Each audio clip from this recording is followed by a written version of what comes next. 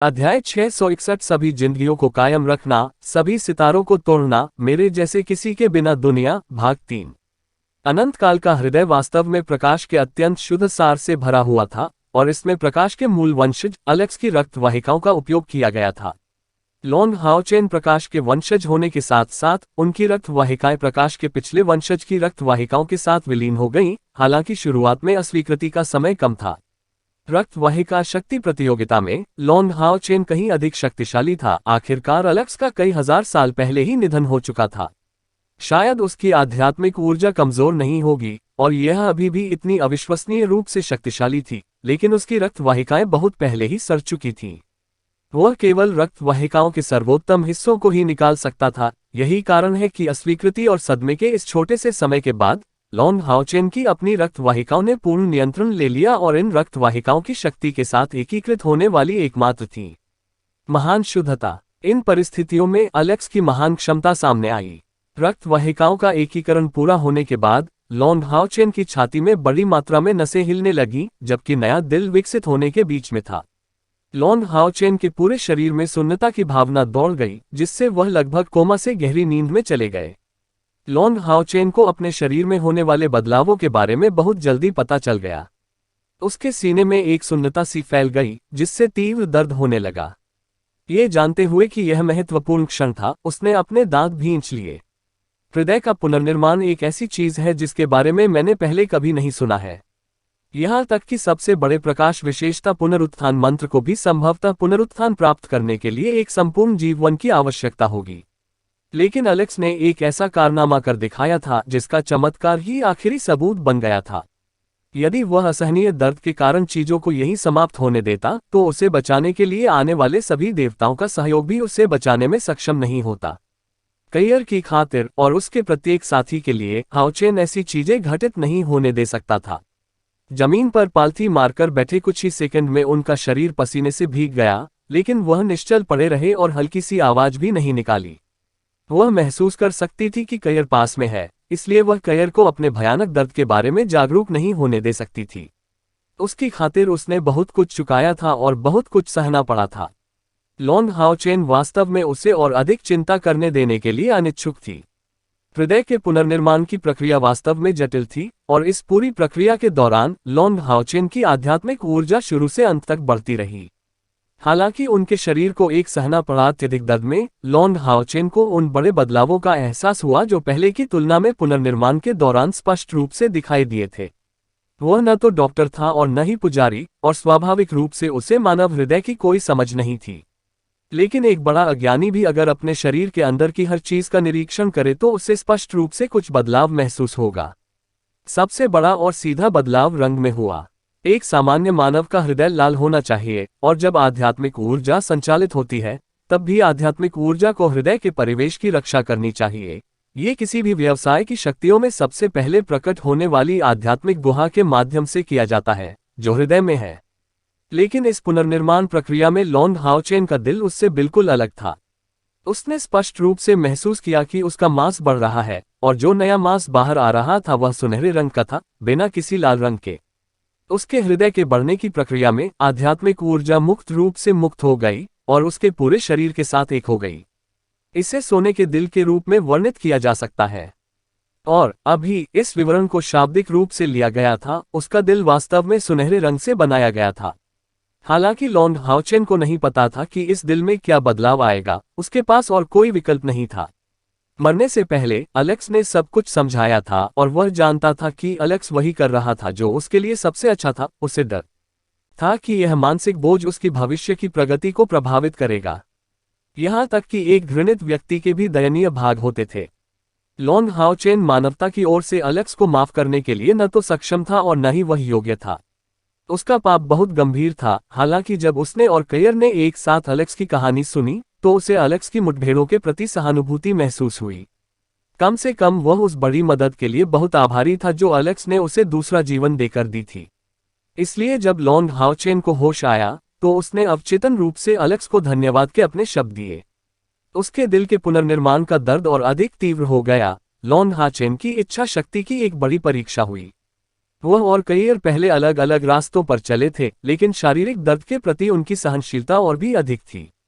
उस समय की बात करें तो कैयर ने मुख्य रूप से मानसिक पीड़ा सहन की थी। लॉन्ग हाओचेन ने केवल एक ही विचार के साथ इस दर्द का दृढ़तापूर्वक विरोध किया, ये कैयर के लिए है। एक दिन से भी कम समय में लॉन्ग हाओचेन को छोड़कर आशा की मंद किरण का प्रत्येक सदस्य गहन ध्यान की स्थिति में प्रवेश कर गया। अनंत काल के टॉवर में ऊर्जाएं वास्तव में बहुत शुद्ध, बहुत विशाल थीं और बेहतर समग्र समझ के लिए केवल गहरे ध्यान की स्थिति में ही अधिक प्रभावी ढंग से अवशोषित की जा सकती थीं। एक अविश्वसनीय अवसर की तरह वास्तव में एक शानदार एहसास दे रहा हूं। पलक झपकते ही 3 दिन बीत गए। लॉन्ग हाओचेन के मूल कपड़ों को काले लेप से बदल दिया गया था। उनके कपड़े फट गए थे या लगातार चारों ओर फैल रही श्वेत ऊर्जा के प्रभाव में।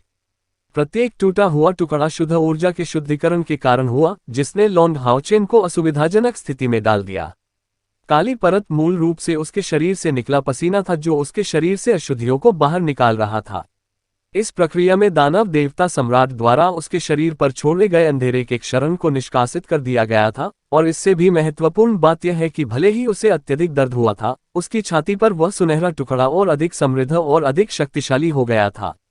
आखिरकार उनके हृदय का पुनर्निर्माण पूरा हो गया।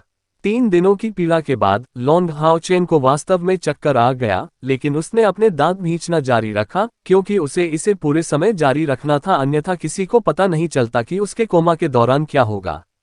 और यदि वह अपने हृदय के पुनर्निर्माण की पूरी प्रक्रिया को व्यक्तिगत रूप से नहीं देख सका, तो लॉन्ग हाओचेन की भविष्य की खेती निश्चित रूप से बहुत बाधित हो जाएगी। जो कुछ देखा जा सकता था, उससे ऐसा लग रहा था कि उसका दिल पहले ही पूरी तरह से वापस आ चुका था। उसके शरीर की नसों ने मध्यस्थ के रूप में अपनी भूमिका ठीक से पूरी कर ली थी। लेकिन लॉन्ग हाओचेन को पता था कि पुनर्निर्माण प्रक्रिया में सबसे महत्वपूर्ण कदम आने वाला है। केवल जब ये पुनर्निर्मित हृदय अपना सामान्य कार्य करना शुरू करेगा, तभी यह प्रक्रिया अंततः समाप्त होगी। हाओचेन को इन परिस्थितियों में घबराहट महसूस हुई। वह मृत्यु से नहीं डरता था, लेकिन वह वास्तव में मरने के प्रति अनिच्छुक था। हृदय का पुनर्निर्माण पहले कभी किसी इंसान ने नहीं देखा था। क्या ये काम करेगा? लॉन्ग हाओचेन को कोई भरोसा नहीं था कि हॉर्ट ऑफ इटर्निटी वास्तव में ऐसा कर पाएगा। वह सुनहरा हृदय अन्य आंतरिक अंगों से बहुत अलग नहीं दिखता था, और देखने वाली बात यह थी कि क्या यह मूल शाही हृदय की तरह ही जीवन शक्ति वितरित करने में सक्षम होगा या नहीं। दिवंगत अलेक्स सहित लॉन्ग हाओचेन को कोई भी इस प्रश्न का उत्तर नहीं दे सका। यदि अलेक्स अभी भी वहां होता, तो वह निश्चित रूप से उससे अधिक आत्मविश्वास महसूस करता, लेकिन वह 100% निश्चित नहीं था। जब लॉन्ग हाओचेन के दिल ने ये चरण पूरा किया, तो ठीक होने की प्रक्रिया शुरू हुई। एक अन्य दुनिया में, काले और लाल रंग की एक अंधेरी दुनिया में, एक विशाल आकृति थोड़ी सी हिल गई। तराजू, जो बहुत पहले अपनी चमक खो चुके थे, लंबे समय से जमीन पर पड़े एक विशाल शरीर पर थे। गहरे बैंगनी रंग का खून उसकी लाश से घिरा हुआ था। ये खून इन 6 बड़े सिरों से बह रहा था। इस मुद्रा को लंबे समय तक बनाए रखना, शुरू में पूरी तरह से जीवन शक्ति के बिना। लेकिन ठीक इसी क्षण वह शरीर थोड़ा सा हिल गया, क्योंकि उसके अंदर जीवन शक्ति के निशान दिखाई देने लगे। जीवन में ये उतार चढ़ाव सबसे पहले तराजू पर दिखाई दिए, जो मूल रूप से अपनी सारी चमक खो चुके थे और एकदम काले हो गए थे। लेकिन ठीक पहले तराजू का एक नाजुक टुकड़ा अचानक बैंगनी रंग में चमक उठा। उसकी चमक धीरे धीरे कम हो रही थी। अंतर्दृष्टि आकृति के पहली बार हिलने का मूल कारण यही था।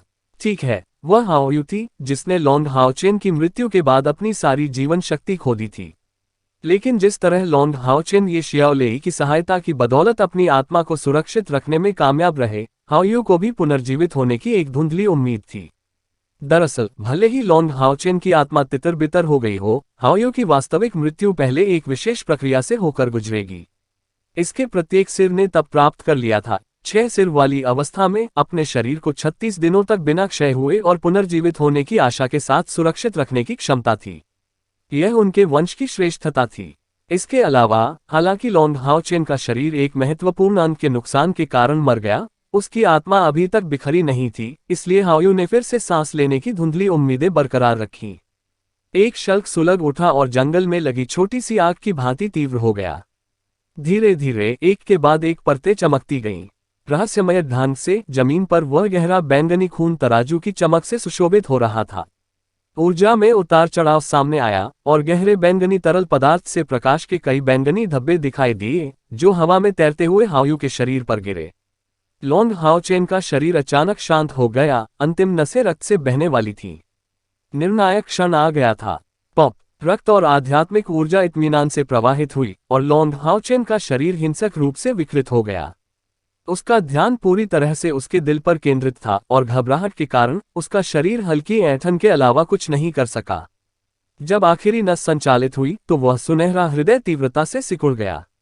सुनहरे दिल का कड़ा संकुचन लॉन्ग हाओचेन की आत्मा की भी पकड़ थी। सिकुड़ते हृदय से एक सुनहरा आभामंडल बिखर गया, लेकिन इस बार वह सिर्फ आगे पीछे नहीं गया बल्कि चारों ओर बिखर गया। लॉन्ग हाओचेन को लगा कि उसका पूरा शरीर सोने से दूषित हो गया है, इससे पहले कि उस सुनहरे दिल ने आखिरकार अपना काम शुरू किया। डूडू डूडू अध्याय 662 अनंतकाल का धड़कता हृदय भाग 1। डूडू डूडू, क्या अद्भुत ध्वनि है। इसे एक बार खो देने से ही एहसास हो जाएगा कि इसकी आवाज कितनी कीमती है। जब उसकी धड़कन जारी रही तो उन तेज दिल की धड़कनों के बीच लॉन्ग हाओचेन की आत्मा लगभग बेजान थी। और ठीक उसी क्षण आध्यात्मिक ऊर्जा का एक उछाल उनके हृदय से निकलकर उनके पूरे शरीर में प्रवाहित होने लगा। उसका दिल जोर से सिकुड़ा, फैल रहा था, फिर से सिकुड़ रहा था, फैल रहा था। एक शक्तिशाली शक्ति ने तुरंत लॉन्ग हाओचेन के पूरे शरीर में यात्रा की। इसमें न केवल आध्यात्मिक ऊर्जा थी बल्कि बाहरी आध्यात्मिक ऊर्जा भी उसकी इंद्रियों में मिश्रित हो गई थी। वास्तव में लॉन्ग हाओचेन की आध्यात्मिक ऊर्जा मूल रूप से 50 से अधिक थी। 1000। दूसरे शब्दों में, हृदय का अनंत काल वास्तव में आंतरिक आध्यात्मिक ऊर्जा की कम से कम 50,000 इकाइयों को समाहित करने में सक्षम था, और फिर भी ये वर्तमान क्षण में पूर्ण होने से बहुत दूर दिखता था। ये कैसे हो सकता है? इस हृदय में आध्यात्मिक ऊर्जा थी और आध्यात्मिक गुहाओं की तुलना में अधिक क्षमता थी। इस पर लॉन्ग हाओचेन ऐसी कल्पना करने की हिम्मत नहीं करेगा। लेकिन इसी क्षण उसके अंदर एक ऐसा अविश्वसनीय कारनामा घटित हो रहा था। डुडू डुडू, जैसे ही हृदय सिकुड़ा, आध्यात्मिक ऊर्जा अंदर निचोड़ ली गई। उनके शरीर में अन्य आध्यात्मिक गुहाएं खाली थीं, जिन्हें स्वाभाविक रूप से बाहरी दुनिया से आध्यात्मिक ऊर्जा द्वारा फिर से भरने की आवश्यकता थी। अचानक लॉन्ग हाओचेन ने आत्मनिरीक्षण के माध्यम से पाया कि उसके हृदय के चारों ओर तेजी से स्पंदित हो रही शुद्ध आत्मा ऊर्जा के प्रभाव में उसकी रक्तवाहिकाएं, चैनल और यहां तक कि उसका हृदय भी सुनहरे रंग का था। उनका प्रकाश गुण शुद्ध से भी परे था। हालांकि यह तरल दिखता था, लॉन्ग हाओचेन इसकी पूरी तरह से ठोस अवस्था को महसूस करने में सक्षम था। प्रकाश के वंशजों की दो महान कायाओं के सम्मिलन ने लॉन्ग हाओचेन की सहज आंतरिक आध्यात्मिक ऊर्जा को मूल सीमा तक बढ़ा दिया। यदि वास्तव में उसकी वर्तमान सहज आंतरिक आध्यात्मिक ऊर्जा को मापने में सक्षम कोई उपकरण होता तो उस एक भयानक आश्चर्य का सामना करना पड़ता कि उसकी सहज आंतरिक आध्यात्मिक ऊर्जा अब 120 इकाइयों से अधिक हो गई है। दूसरे शब्दों में, लॉन्ग हाओचेन को स्कोन ऑफ लाइट काया का स्वामी नहीं बल्कि शुद्ध प्रकाश काया का धारक कहा जाना चाहिए। उसके प्रकाश का सार प्रकाश की देवी के ईश्वरीय अवतरण की शक्ति से बहुत अलग नहीं था। पवित्रता में इस संसार में उसके प्रकाश की तुलना संभवतः कोई नहीं कर सकता। जैसे ही उसका दिल धड़का, लॉन्ग हाओचेन का शरीर एक विशाल ब्लैक होल जैसा महसूस हुआ। हर बार जब ये स्पंदित होता है तो उसके शरीर के आसपास की विशाल आध्यात्मिक ऊर्जा अवशोषित हो जाती है, जबकि हॉट ऑफ इटर्निटी उसके शरीर को भरने के लिए प्रकाश सार की मात्रा को निचोड़ना जारी रखता है।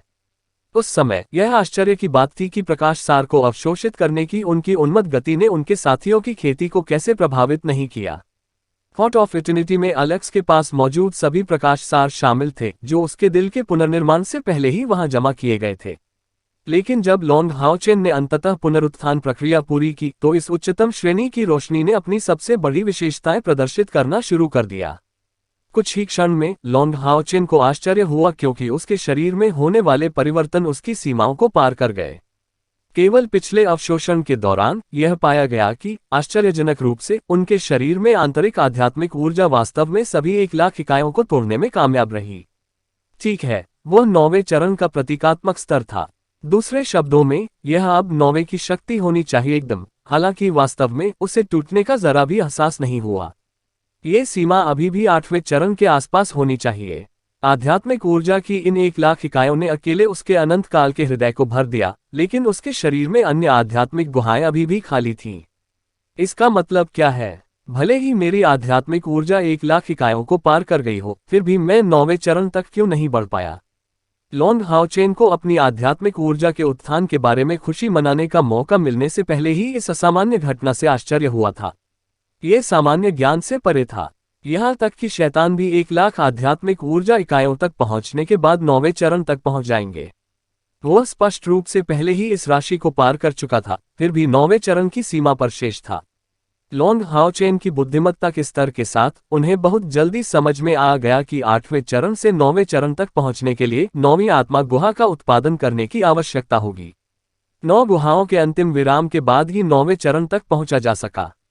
और यद्यपि उनकी आध्यात्मिक ऊर्जा पहले ही 1 लाख इकाइयों को तोड़ चुकी थी, जिसका अर्थ ये होगा कि उनकी आध्यात्मिक गुहाएं फिर से एक मात्रा तक पहुंच गईं, व्यवहार में उनकी आध्यात्मिक गुहाएं अभी तक इस मात्रा तक नहीं पहुंची थीं, केवल उनकी ऊर्जा इस मात्रा के स्तर से टूट गई थी। ये चमत्कार वास्तव में हॉट ऑफ इटर्निटी के कारण था। हॉट ऑफ इटर्निटी ने उसकी छाती के प्रारंभिक भाग में आत्मा गुहा को प्रतिस्थापित कर दिया और इसका मूल की तुलना में अधिक प्रभाव पड़ा। लॉन्ग हाओचेन की आध्यात्मिक ऊर्जा अभी भी आवश्यक स्तर तक नहीं पहुंच रही थी, यही कारण है कि वह अभी तक 9वें चरण तक नहीं पहुंच पाया था। छाती, सिर, पेट, हाथ और पैर, कुल मिलाकर 7 आध्यात्मिक गुहाएं। ये लॉन्ग हाओचेन की वर्तमान नींव है, जिसका अर्थ है कि उसकी साधना सामान्यतः 70,000 आध्यात्मिक ऊर्जा इकाइयों तक सीमित होनी चाहिए और उसे आगे बढ़ने के लिए एक नई आध्यात्मिक गुहा के खुलने की प्रतीक्षा करनी होगी। लेकिन हॉट ऑफ इटर्निटी की उपस्थिति ने इस सीमा को तोड़ दिया। हालांकि हॉट ऑफ इटर्निटी ने उनकी मूल आध्यात्मिक छाती गुहा को प्रतिस्थापित कर दिया, लेकिन इसकी भंडारण शक्ति 10,000 नहीं बल्कि लगभग 1 लाख थी।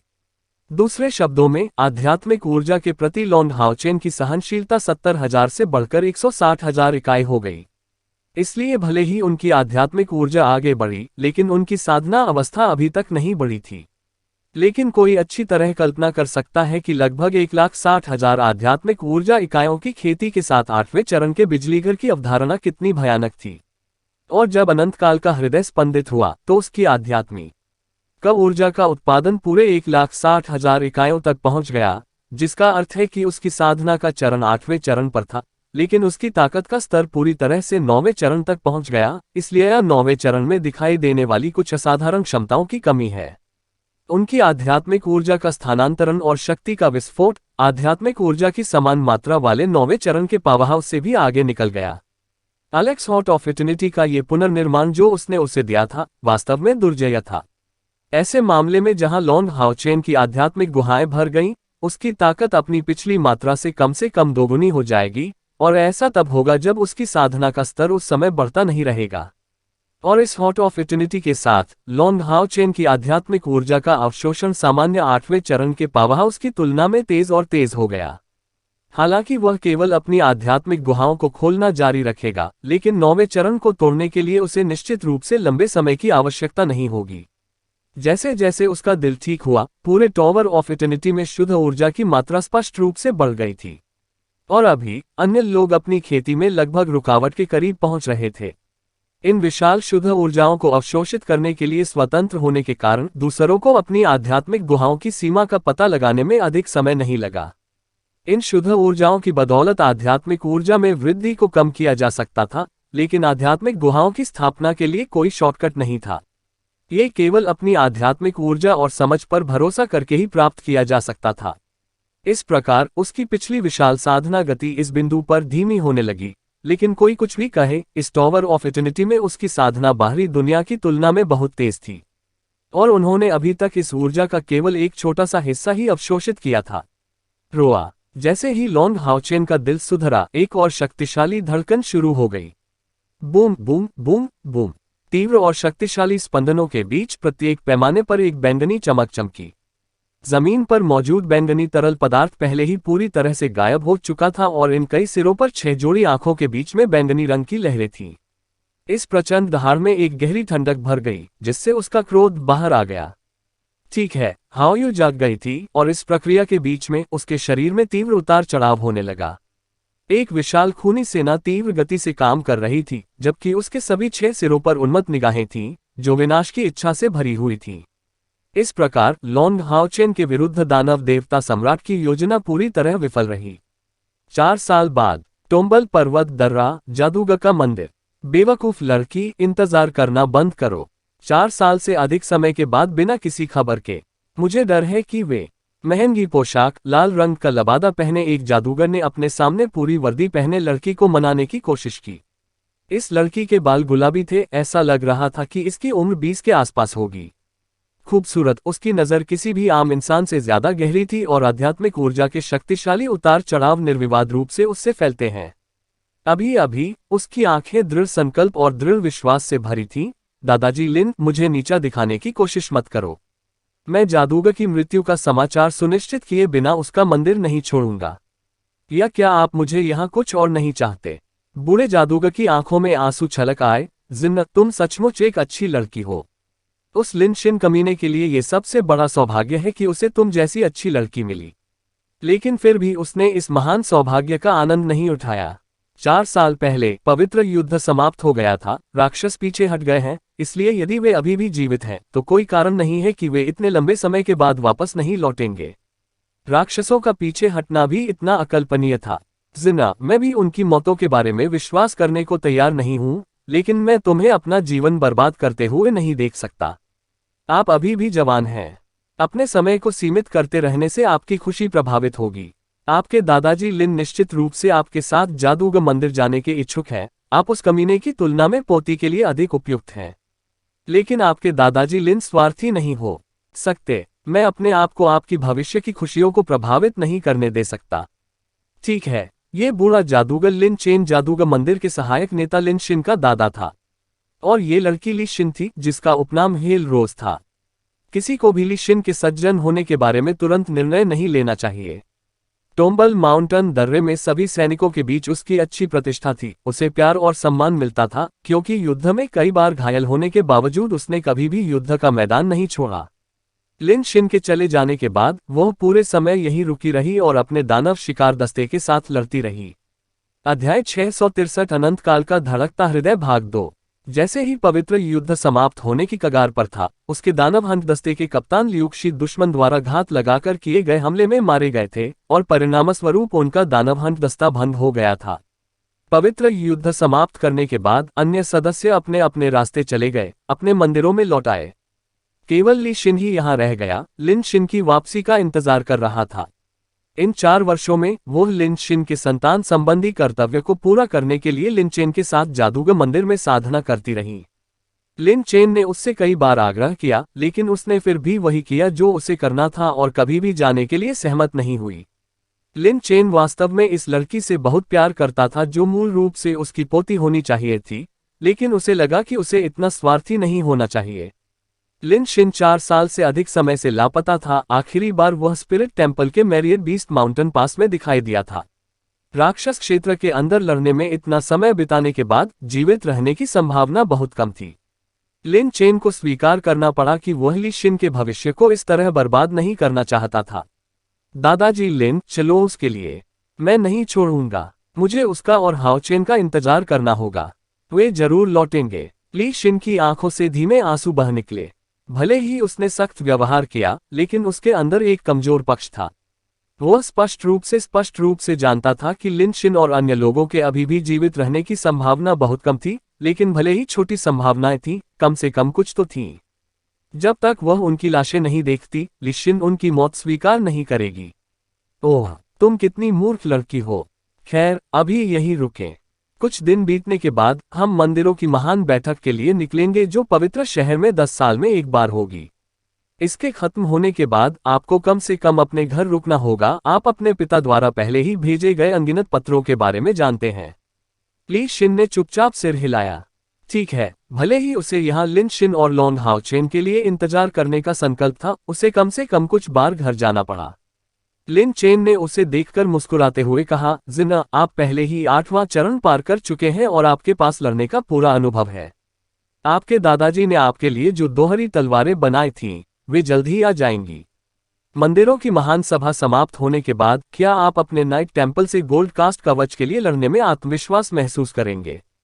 तब ली शिन वह लड़की नहीं थी, कुछ और था। 4 साल की साधना के बाद वह 7वें और 8वें चरण की बाधाओं को पार कर 8वें चरण की पहली रैंक की पावरहाउस बन गई। एक दानव हत्यारे के रूप में इस पवित्र युद्ध में जीवित रहने के बाद उसकी खेती में काफी प्रगति हुई और उसने पहले से ही माइथ्रल पिघला हुआ कवच भी पहन रखा था। हालांकि सोने के पिघले हुए कवच के लिए चुनौती अभी भी कठिन थी। ली शिन ने पहले से ही उसके लिए कस्टम निर्मित महाकाव्य स्तरीय भारी तलवारों की एक जोड़ी का ऑर्डर दिया था। वह उस धन का उपयोग कर रहा था जिसे लिन चेन ने मूल रूप से अपने एकमात्र पोते के लिए तैयार किया था, लेकिन लिन शिन को अभी भी वापस लौटना पड़ा। ये संसाधन लिन शिन के पास चले गए। उन वर्षों का पवित्र युद्ध उस समय टेम्पल अलायंस के लिए एक बड़ी आपदा थी। इन 2 वर्षों के युद्ध के दौरान सभी मंदिरों में अविश्वसनीय संख्या में टेम्पल अलायंस सैनिक मारे गए थे, लेकिन इसी तरह राक्षस पक्ष को भी विनाशकारी नुकसान उठाना पड़ा। पवित्र युद्ध की समाप्ति को 4 साल पहले ही बीत चुके थे। इस दौरान कई हजार वर्षों की संचित श्रेष्ठता प्रदर्शित हुई। हालांकि जनशक्ति में भारी गिरावट कोई ऐसी समस्या नहीं थी जिसे तुरंत हल किया जा सके। अन्य पहलू बहुत जल्दी ठीक हो गए। विशेष रूप से उस पवित्र युद्ध का अनुभव करने के बाद लगभग सभी ने ताकत में गुणात्मक वृद्धि का अनुभव किया। ली शिन जैसे मामले बहुत बार होते थे। 2 साल के पवित्र युद्ध और 4 साल के स्थिरीकरण के बाद टेम्पल एलायंस में पावरहाउस की संख्या पवित्र युद्ध से पहले की तुलना में और भी अधिक थी। केवल वही जो उनके पास था, पहले की तुलना में कम सामान्य सैनिक। मंदिरों की महान सभा की शुरुआत एक ऐसी घटना थी जो हर 10 साल में एक बार होती थी। 6 महान मंदिरों की महानतम शक्तियां इस भव्य अवसर पर एक नई रैंकिंग स्थापित करते हुए व्यापार में एक साथ आएंगी। 6 महान मंदिरों के लगभग सभी उच्च अधिकारी जानते थे कि मंदिरों की यह भव्य सभा वास्तव में सामान्य से बाहर थी। पवित्र युद्ध की समाप्ति के बाद मंदिरों की पहली भव्य बैठक होने के नाते यह न केवल वर्गीकरण की एक नई शाखा बनाएगी, बल्कि कई रणनीतिक नीतियों को भी निर्धारित करेगी। पवित्र युद्ध के 2 वर्षों ने गठबंधन को बहुत थका दिया था, लेकिन दानव पक्ष को भी ताकत का बड़ा नुकसान हुआ और 2 दानव देव स्तंभ भी नष्ट हो गए। टेम्पल एलायंस राक्षसों पर तेज की गई एक तेज तलवार की तरह बन गया, जो अविश्वसनीय रूप से तेज हो गई थी। दानव देवता सम्राट की अपेक्षाओं के अनुरूप मानवीय पक्ष कमजोर नहीं हुआ, बल्कि दिन ब दिन और अधिक समृद्ध होता गया। हालांकि टेम्पल अलायंस का पक्ष अभी भी राक्षसों की कुल ताकत की तुलना में छोटा था, लेकिन यह अंतर किसी भी अन्य चीज से उतना बड़ा नहीं था। यदि पवित्र युद्ध का अनुभव करने वाली युवा पीढ़ी बड़ी हो गई, तो ये कहना कठिन होगा कि राक्षस पक्ष कितने वर्षों में टेम्पल एलायंस पर दबाव बनाना जारी रख पाएगा। राक्षसों की श्रेष्ठता को बनाए रखने के लिए दानव देवता सम्राट ने खुद को पूर्वी हिस्से और दक्षिणी महासागर की ओर लॉन्च किया।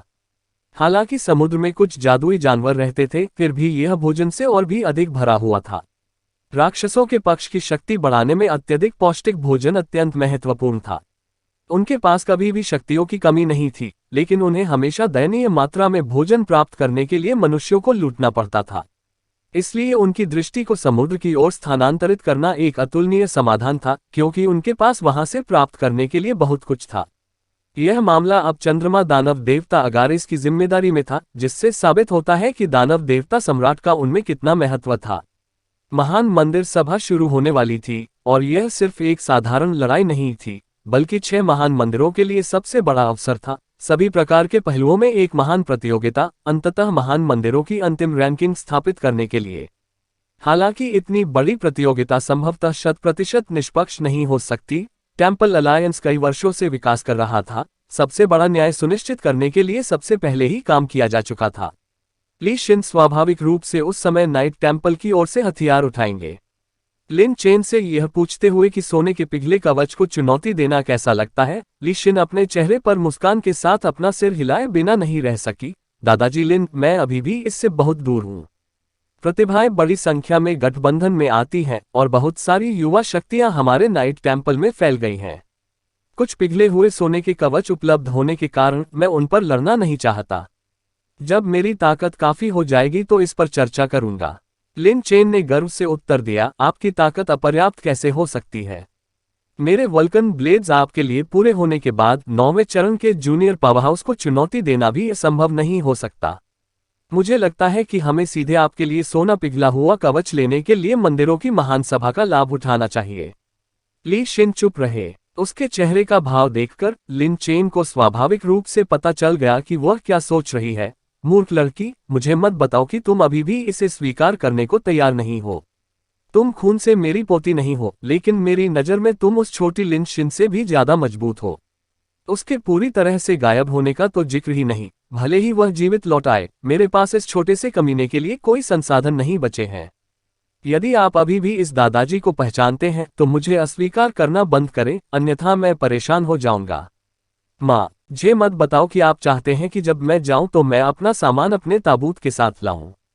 और चूंकि एक शूरवीर की तलवार पहले से ही बनाई जा रही है तो वह उसे रखेगा भी क्यों। ली शिन की आंखें लाल हो गईं। दादाजी लिन, आप सचमुच मेरे लिए बहुत अच्छे हैं।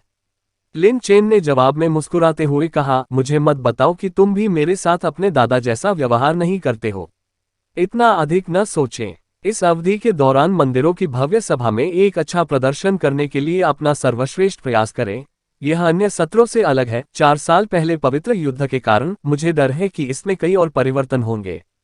ये गठबंधन के लिए भी एक बड़ा अवसर है। ली शिन को छुआ गया और उसने हल्का सा सिर हिलाया। लिन चेन विजार्ड टेम्पल के उच्च अधिकारियों में से एक थे, लेकिन अंत में चूंकि वह नाइट टेम्पल से थे, ऐसे कई मामले थे जिनके बारे में लिन चेन को उनसे बात करने की अनुमति नहीं थी। वह उसे केवल गहरी चेतावनियां ही दे सकता था, जो उसकी बुद्धिमत्ता को देखते हुए पर्याप्त थी।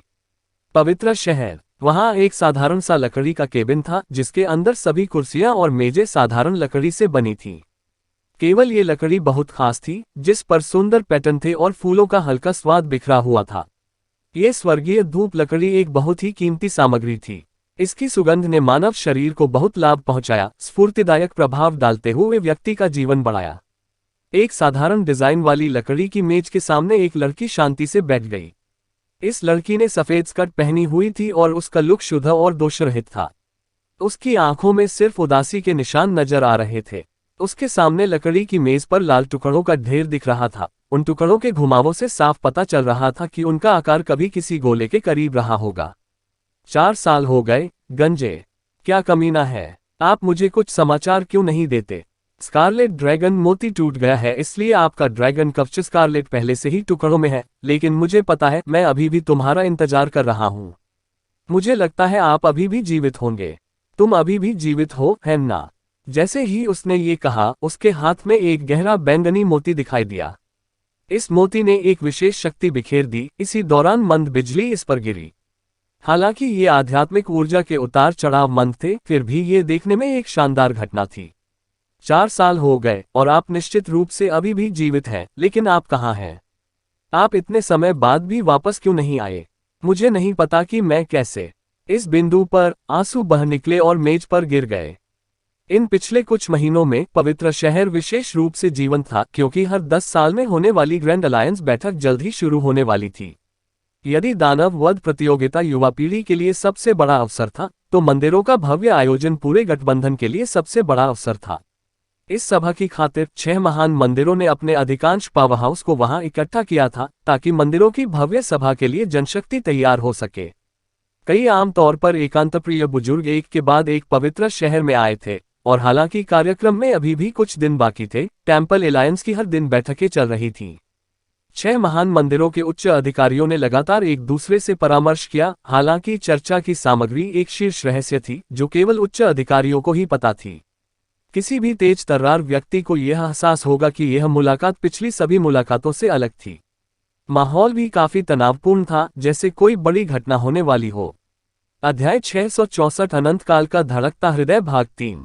एक शांत कमरे में 2 बूढ़े आदमी चेहरे पर गंभीर भाव लिए एक दूसरे के आमने सामने बैठे थे, जिससे कमरे का माहौल सचमुच दमघोंटू हो गया था। आश्चर्यजनक रूप से इन 2 निर्णायक पात्रों की पहचान नाइट टेम्पल के 2 नेताओं यांग हाओहान और लोंग तियानयिन की थी। यांग हाओहान न केवल नाइट टेम्पल के नेता थे, बल्कि गठबंधन के नेता भी थे। लेकिन निस्संदेह ये स्थिति पहले ही लगभग खत्म हो चुकी थी। गठबंधन के नियमों के अनुसार एक गठबंधन नेता लगातार दूसरे कार्यकाल तक सेवा नहीं दे सकता है। दूसरे शब्दों में, यांग हाओहान को अनिवार्य रूप से अपना पद छोड़ना पड़ा। भाई लांग, यह आप पर छोड़ दिया गया है। यांग हाओहान ने एक लंबी सांस ली, जो स्पष्ट रूप से उदास लग रही थी। लंबी। तियानयिन ने अपनी भौहें बुन ली, तराजू बदलने के लिए बाध्य है। मुझे डर है कि हमारा नाइट टेम्पल है। यांग हाओहान को स्वाभाविक रूप से पता था कि वह क्या कह रहा है, और मुस्कुराने पर मजबूर हो गया। अगर यह खत्म हो गया तो क्या होगा? 10 साल पहले जिस मंदिर में युवा पीढ़ी की सबसे आश्चर्यजनक आकृतियां थीं, वह हमारा नाइट टेम्पल था। लेकिन इस पवित्र युद्ध में सबसे अधिक क्षति भी हमें ही हुई। छलांग। जिंगियो पहले ही वापस आ चुका है, लेकिन किसी कारण से वह केवल प्रतिरोधी ड्रैगन माउंटेन पास की रखवाली करने को तैयार था, और कोई भी चीज उसे इस बैठक में भाग लेने के लिए मना नहीं सकी। अब हमें आपको परेशान करना होगा। लॉन्ग तियानिंग ने ठंडी हंसी निकाली, उस धोखेबाज बेटे का जिक्र मत करो। सारा दिन ऐसा करुण मुख दिखाती रहती, न जाने उसके मन में क्या चल रहा हो। यांग हाओहान ने उसे सांत्वना दी, जिंगयू को दोष मत दो। हाओ चेन इतने सालों से लापता है, वह चिंतित कैसे नहीं हो सकता था। हाओ चेन का उल्लेख करते हुए ये दो दुर्जय दिव्य शूरवीर चुप रहने से बच नहीं सके। ठीक है, जब से लॉन्ग हाओ चेन ने हान यू को रजिस्टिंग ड्रैगन माउंटेन पास से लिया, वह पहले से ही 4 साल से अधिक समय से लापता था। पिछली बार वे आत्मा मंदिर में प्रकट हुए थे और तब उन्होंने उनसे कुछ नहीं सुना था। लॉन्ग तियानिंग और यांग हाओहान ने पहले ही इस सब के संबंध में स्पिरिट टेम्पल से कुछ गुप्त प्रश्न पूछे हैं। लॉन्ग तियानिंग ने अचानक मेज जोर से पटक दी और पश्चातापपूर्वक घोषणा करते हुए कहा, यह सब मेरी गलती है। मुझे उसे अपने दानव शिकार दस्ते में सुधार करने की अनुमति नहीं देनी चाहिए थी। यदि वह प्रतिरोधी ड्रैगन माउंटेन दर्रे में रहता तो हम संभवतः इतनी निष्क्रिय स्थिति में कैसे पहुंच सकते थे। 4 साल पहले ही वह 8वीं सीढ़ी पार कर चुका था। इन 4 वर्षों में अब 9वां चरण भी पहुंच से बाहर नहीं हो सकता। वह प्रकाश का स्वजन है, ईश्वर का चुना हुआ। भले ही उसकी साधना अभी भी कमजोर होगी, अनंत काल और सृजन दिव्य सिंहासन की मंजूरी के साथ मंदिरों की यह भव्य सभा निश्चित रूप से उसे एक महान चमकता सितारा बना देगी। लेकिन अब हम दोनों के लिए चीजें बहुत कठिन हैं। यांग हाओहान का चेहरा काला पड़ गया, यह अभी भी वेंझाओ का शासन है। अगर मैं उन्हें बचाने नहीं गया होता तो वे नहीं खोते। हमने उनके निशान ढूंढने के लिए हर संभव प्रयास किया है, लेकिन हमें अभी तक कुछ भी नहीं मिला है। हालांकि मैं अभी भी विश्वास नहीं करता कि वे वास्तव में राक्षसों द्वारा मिटा दिए गए थे। लॉन्ग तियानिंग ने उदासी की हल्की सी झलक दिखाए, इस पर कौन विश्वास करेगा। हमारे नाइट टेम्पल की युवा पीढ़ी की सबसे अद्भुत प्रतिभाएं खत्म हो गई हैं। अब हम फाइनल मुकाबलों में भी जगह नहीं बना पा रहे हैं। हाल ही में ली झेंगजी ने गठबंधन के बिखराव की वर्तमान स्थिति को समाप्त करने, हमें एकजुट करने और गठबंधन को एक राष्ट्र बनाने के लिए 6 महान मंदिरों के संयोजन का समर्थन करने की इच्छा भी व्यक्त की है। ये स्पष्ट रूप से हमारे खिलाफ उकसावे की कार्रवाई है। क्या आप इस नए गठबंधन के पहले नेता नहीं बनना चाहते? यांग हाओहान ने कहा, ये ली झेंगजी मजबूत है, लेकिन उसका चरित्र बहुत ही भयावह और दुष्ट है। हालांकि वह उचित व्यवहार कर रहा है, लेकिन वास्तव में वह अंदर से बेहद गौरवान्वित है। गठबंधन पर उनका शासन होना कोई भाग्यशाली मौका नहीं होगा, लेकिन मुझे डर है कि यह शायद ही बराबर भी होगा। हम उसे रोकने में सक्षम होंगे जब तक कि शीर्षक वाले दानवहंट स्क्वाड के वरिष्ठ लोग आगे नहीं बढ़ते। लॉन्ग तियानिंग ने अपना सिर हिलाया, यह असंभव है। इन वरिष्ठों ने मंदिरों की इस भव्य सभा में अपना तटस्थ दृष्टिकोण स्पष्ट रूप से व्यक्त किया है और संभवतः भाग नहीं लेंगे। ली झेंगजी, आइए देखें कि पिछले 10 वर्षों में आपने कितनी प्रगति की है। वह वास्तव में एक अनुभवी और शक्तिशाली बाघ था। अभी लॉन्ग तियानिंग के अंदर से तीव्र लड़ाई का इरादा निकल रहा था। यांग हाओहान ने कहा, इससे कोई फर्क नहीं पड़ता कि अंतिम नेता कौन है, एक नए गठबंधन की स्थापना तत्काल कार्रवाई की मांग करती है। 4 साल पहले के पवित्र युद्ध ने निश्चित रूप से हमें गंभीर क्षति पहुंचाई है, लेकिन हमारे लिए एक नया युग भी शुरू हो गया है। यदि एक करिश्माई नेता पूरे गठबंधन और उसके संसाधनों को एकजुट कर सकता है, तो मेरा मानना है कि राक्षसों के खिलाफ हमारा जवाबी हमला जल्द ही शुरू हो सकता है। लॉन्ग तियानिंग ने सिर हिलाया, जब हम कल शेंग यू से मिले तो हत्यारे के मंदिर ने पूरे दिल से हमारे लिए अपना समर्थन व्यक्त किया। मैंने इस मामले पर कियू योगहाओ को भी मना लिया है, लेकिन चूंकि वे विजार्ड टेम्पल के बहुत करीब हैं, इसलिए मुझे ज्यादा अवसर नहीं दिख रहे हैं। पुजारी का मंदिर तटस्थ रहता है, लेकिन अब सबसे बड़ी समस्या आत्मा के मंदिर का रवैया है। यदि वे हमारा समर्थन कर सके तो हमारे अवसर वास्तव में बढ़ जाएंगे। यांग हाओहान ने जवाब दिया, मुझे लगता है कि हमें अपने समर्थन के बारे में ज्यादा चिंता करने की जरूरत नहीं है। आखिरकार हम पहले ही इतने वर्षों तक गठबंधन पर शासन कर चुके हैं। हमारे पास विजार्ड टेम्पल से कम समर्थन नहीं होगा, लेकिन अभी सबसे महत्वपूर्ण बात वह परिणाम है जो हम मंदिरों की भव्य सभा में दिखाएंगे। ये बहुत महत्वपूर्ण है, क्योंकि राक्षसों के खिलाफ प्रतिरोध का अर्थ दानव देवता सम्राट के साथ अपरिहार्य संघर्ष है। नए गठबंधन में बल सत्ता के सबसे महत्वपूर्ण कारकों में से एक होगा। ली झेंगजी वास्तव में इस संबंध में प्रतिभाशाली हैं, खासकर इन पिछले वर्षों के धैर्यपूर्वक इंतजार करने के बाद। उन्हें 10 साल पहले मंदिरों की भव्य सभा में स्पष्ट रूप से आरक्षित किया गया था, क्योंकि उन्होंने उस समय पूर्ण आत्मविश्वास नहीं दिखाया था। वह स्पष्ट रूप से इस समय वास्तव में अधिक उत्तेजक है, जिसका अर्थ है कि वह वास्तव में जीतने के लिए दृढ़ है। ओड लॉन्ग, लापरवाही मत करो, ली झेंगजी अपनी उम्र में आखिरकार दबंग है।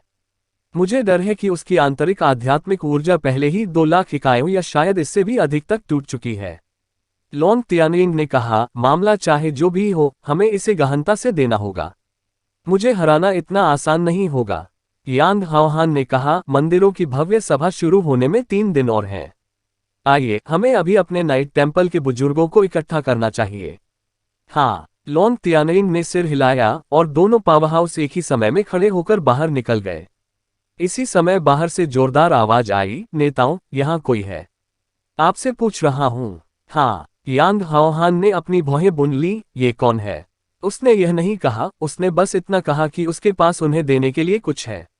आवाज बाहर से गूंजी। यांग हाओहान ने दरवाजा खोला और बाहर निकले। उन्होंने देखा कि माइथ्रिल मोल्टेन आर्मर में एक मध्यम आयु वर्ग का शूरवीर उनके सामने सम्मानपूर्वक खड़ा था और अपने दोनों हाथों में एक बैज सौंप रहा था। लॉन्ग तियानिंग के हाथ हिलाने के साथ ही वह प्रतीक चिन्ह उड़कर उनकी ओर आ गया। फिर यांग हाओहान ने अपना हाथ उठाया और बैज को अंदर ले लिया। 2 दिव्य शूरवीरों ने बिना परामर्श के उसे देखने की वही कार्रवाई की। माइथ्रिल फाउंडेशन नाइट को आश्चर्य हुआ। जैसे ही इन 2 दिव्य शूरवीरों की निगाहें उस प्रतीक चिन्ह पर पड़ी, वे एक साथ आश्चर्य से भर गए। एक दूसरे को अनजाने में देखते हुए यांग हाओहान और लॉन्ग तियानिंग एक साथ माइथ्रिल फाउंडेशन नाइट पर चिल्लाए, इस प्रतीक चिन्ह का मालिक कहाँ है? टेम्पल एलायंस का मुख्यालय जादूगर के मंदिर के एक एकांत कमरे में है। फैटली झेंगजी शांति से कमरे के केंद्र में बैठ गया। एक गहरे हरे रंग की चमक ने उसे घेर लिया, न केवल उसके पूरे शरीर को बल्कि अधिकांश खाली जगह को भी एक धात्विक चमक बिखेर रही थी। ये स्पष्ट रूप से एक स्पिरिट माउंटेन का भौतिकीकरण था जो एक ठोस स्थिति के करीब दिखता था, कोई भ्रामक एहसास नहीं दे रहा था। हवा की गहरी सांस छोड़ते हुए ली झेंगजी ने धीरे से अपनी आंखें खोली और उसकी आंखों से बिजली की रोशनी निकली जो सीधे उसके सामने स्पिरिट माउंटेन पर गिरी। डिंग! प्रकाश के अनगिनत हरे धब्बों में बदलने से पहले स्पिरिट माउंटेन का अवरोध थोड़ा हिल गया। ली झेंगजी ने एक गहरी सांस ली और तुरंत हरी रोशनी गायब हो गई, उसके शरीर में समा गई। मंदिर नेता को रिपोर्ट करना। बुजुर्ग उनका इंतजार कर रहे हैं। बाहर से एक आदरपूर्ण आवाज आई। हाँ, ली झेंगजी ने हल्का उत्तर दिया। उसका शरीर धीरे धीरे तैरने लगा। उसके पैर फर्श पर पड़े और वह धीरे धीरे कमरे से बाहर निकली। हरे रंग का लबादा पहने एक अधेड़ उम्र का आदमी चुपचाप बाहर इंतजार कर रहा था। ली झेंगजी को बाहर निकलते देख उसने तुरंत अपना सिर झुका लिया। एलायंस मुख्यालय को संबंधित मंदिरों के लिए 6 क्षेत्रों में विभाजित किया गया था, इसलिए जादूगर मंदिर के पास स्वाभाविक रूप से अपना एक क्षेत्र था। 2 गलियों से गुजरने के बाद अधेड़ उम्र का जादूगली झेंगजी को सीधे एक शानदार सम्मेलन कक्ष में ले आया। हालांकि विजार्ड टेम्पल का दर्जा नाइट टेम्पल से कम था, लेकिन इसकी संपत्ति ऐसी थी जिसकी तुलना कोई अन्य मंदिर नहीं कर सकता था। ली झेंगजी को अंदर आते देख सम्मेलन कक्ष में मौजूद सभी लोगों ने अपना आसन सीधा कर लिया। उसकी आकृति ने स्थान बदल लिया, वह कमरे के सामने सबसे दूर वाली सीट पर दिखाई देने लगी। कुल मिलाकर 50 लोग अंदर मौजूद थे और यद्यपि यह एक सम्मेलन कक्ष था, यदि कोई अजनबी था यदि वे यहाँ उपस्थित होते तो उन्हें ये जानकर आश्चर्य होता कि यहाँ का जादुई सार बाहरी दुनिया की तुलना में 10 गुना अधिक सघन है। बस एक साधारण सी सांस चिपचिपाहट का एहसास दे रही थी। बिना किसी संदेह के ये सघन जादुई सार अंदर मौजूद लोगों द्वारा लाया गया था। उपस्थित जादूगरों में से कम 80% जादूगरों के बाल और दाढ़ियां सफेद थीं। वे स्पष्ट रूप से लंबे समय से यहाँ बैठे थे और ली झेंगजी के मैच की कमान संभालने का इंतजार कर रहे थे। इससे जादूगर मंदिर में ली झेंगजी की स्थिति स्पष्ट हो गई। जब अन्य मंदिरों में भी इसी तरह की सभाएं आयोजित की जाती थीं, तो उनके संबंधित मंदिरों के बुजुर्गों के सम्मान के अलावा मंदिर के नेता को आने में आमतौर पर इतना समय नहीं लगता था। लेकिन ली झेंगजी स्पष्ट रूप से आने वाले आखिरी व्यक्ति थे, जो न केवल उनके व्यक्तिगत स्वभाव को दर्शाता है, बल्कि इससे भी महत्वपूर्ण बात यह है कि जादूगर मंदिर में उनका अधिकार है। उसने सभा के शेष लोगों पर दृष्टि घुमाते हुए कहा, हे सब पुरनियों, मंदिरों का महासम्मेलन आरंभ होने वाला है।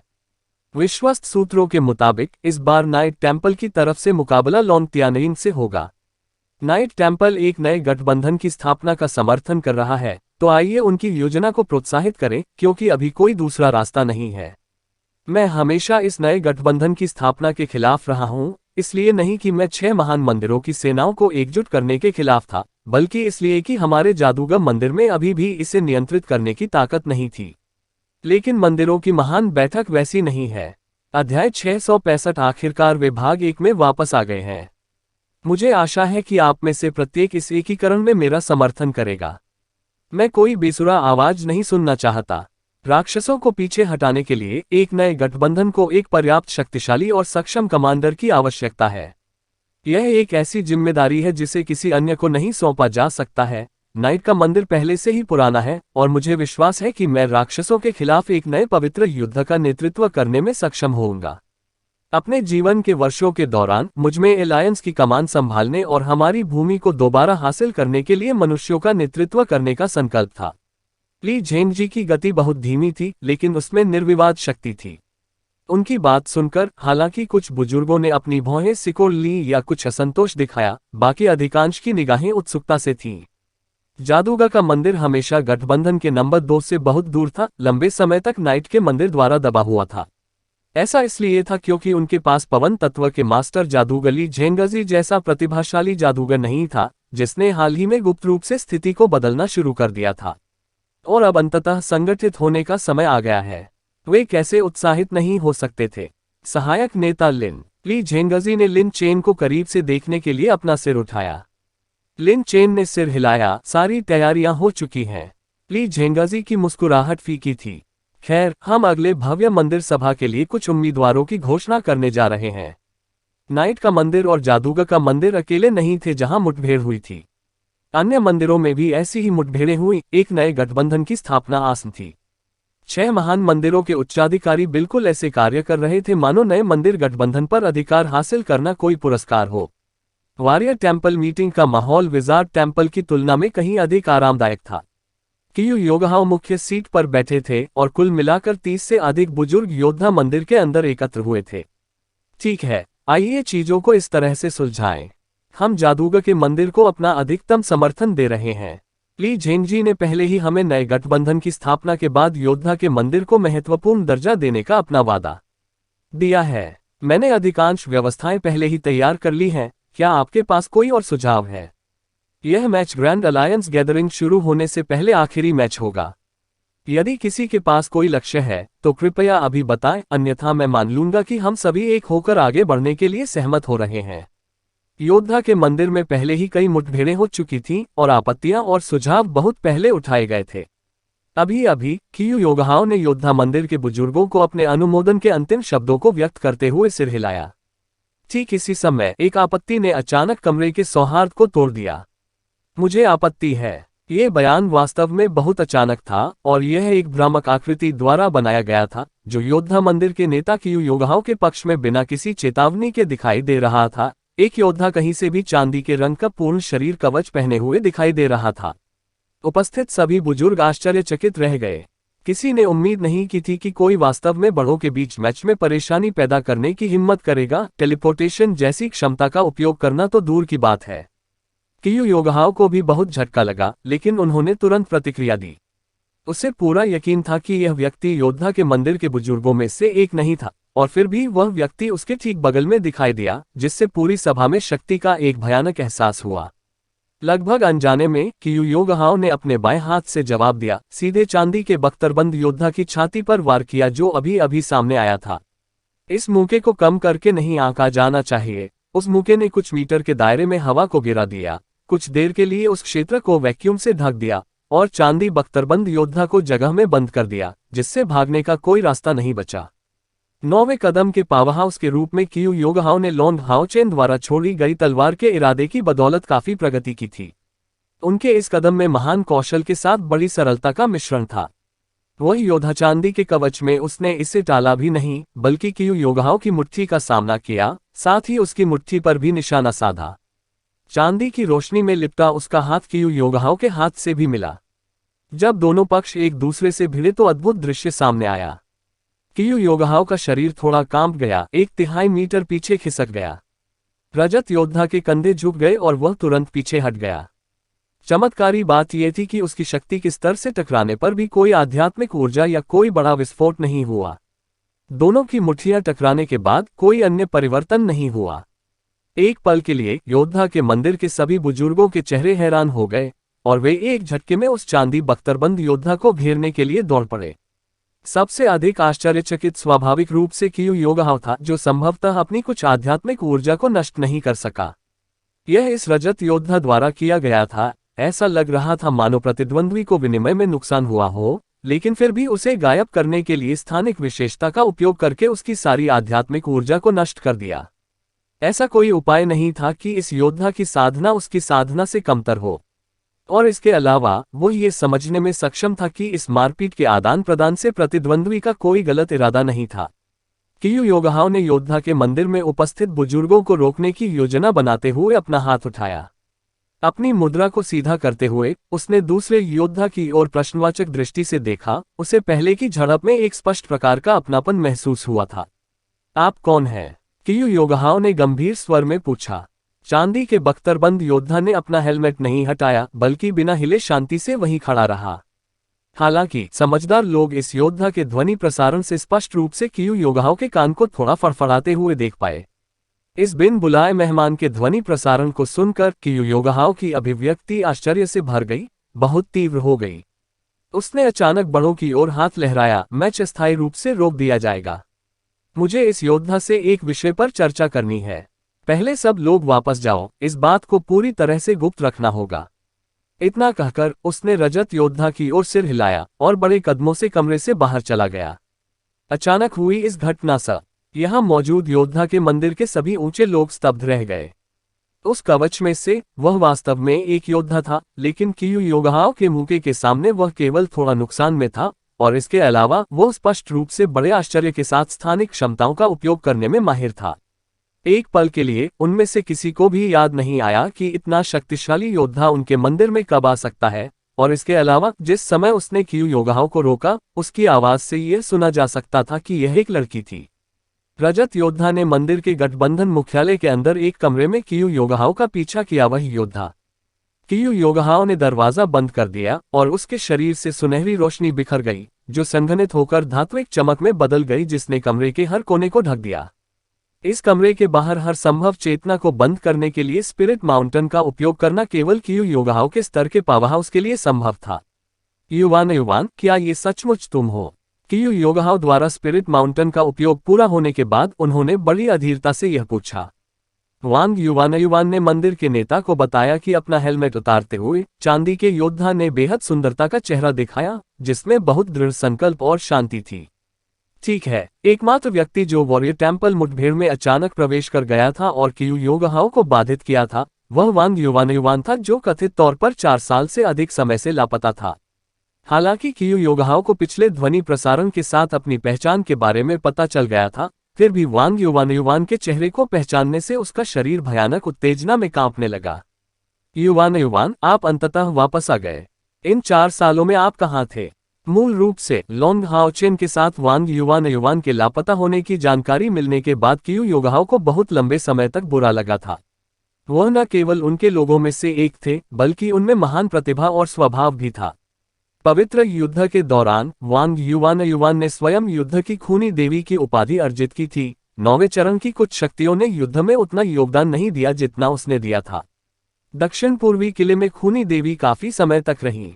उस समय कियू योगहाव ने पहले ही उसे अच्छी तरह से प्रशिक्षित करने और यहां तक कि उसे अपने भावी उत्तराधिकारी के रूप में तैयार करने का फैसला कर लिया था।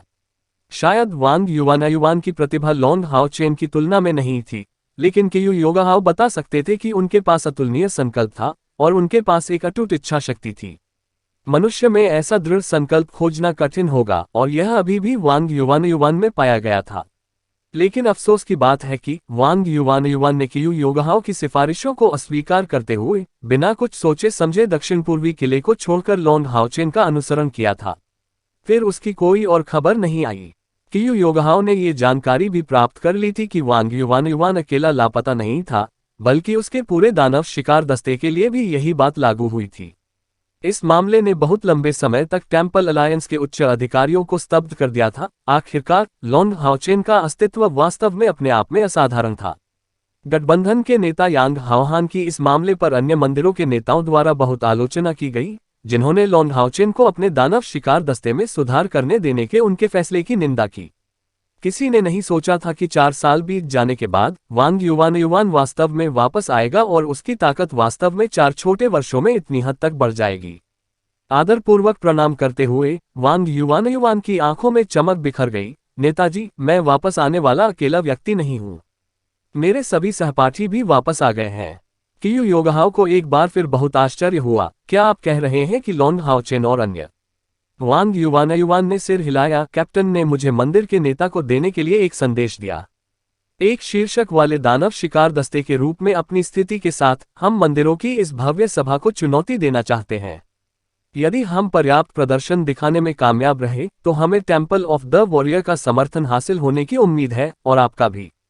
कियू योगहाओ थोड़ा आश्चर्यचकित हुआ। क्या आप कह रहे हैं कि वे एक शीर्षक वाले दानव शिकार दस्ते के रूप में भाग लेना चाहते हैं?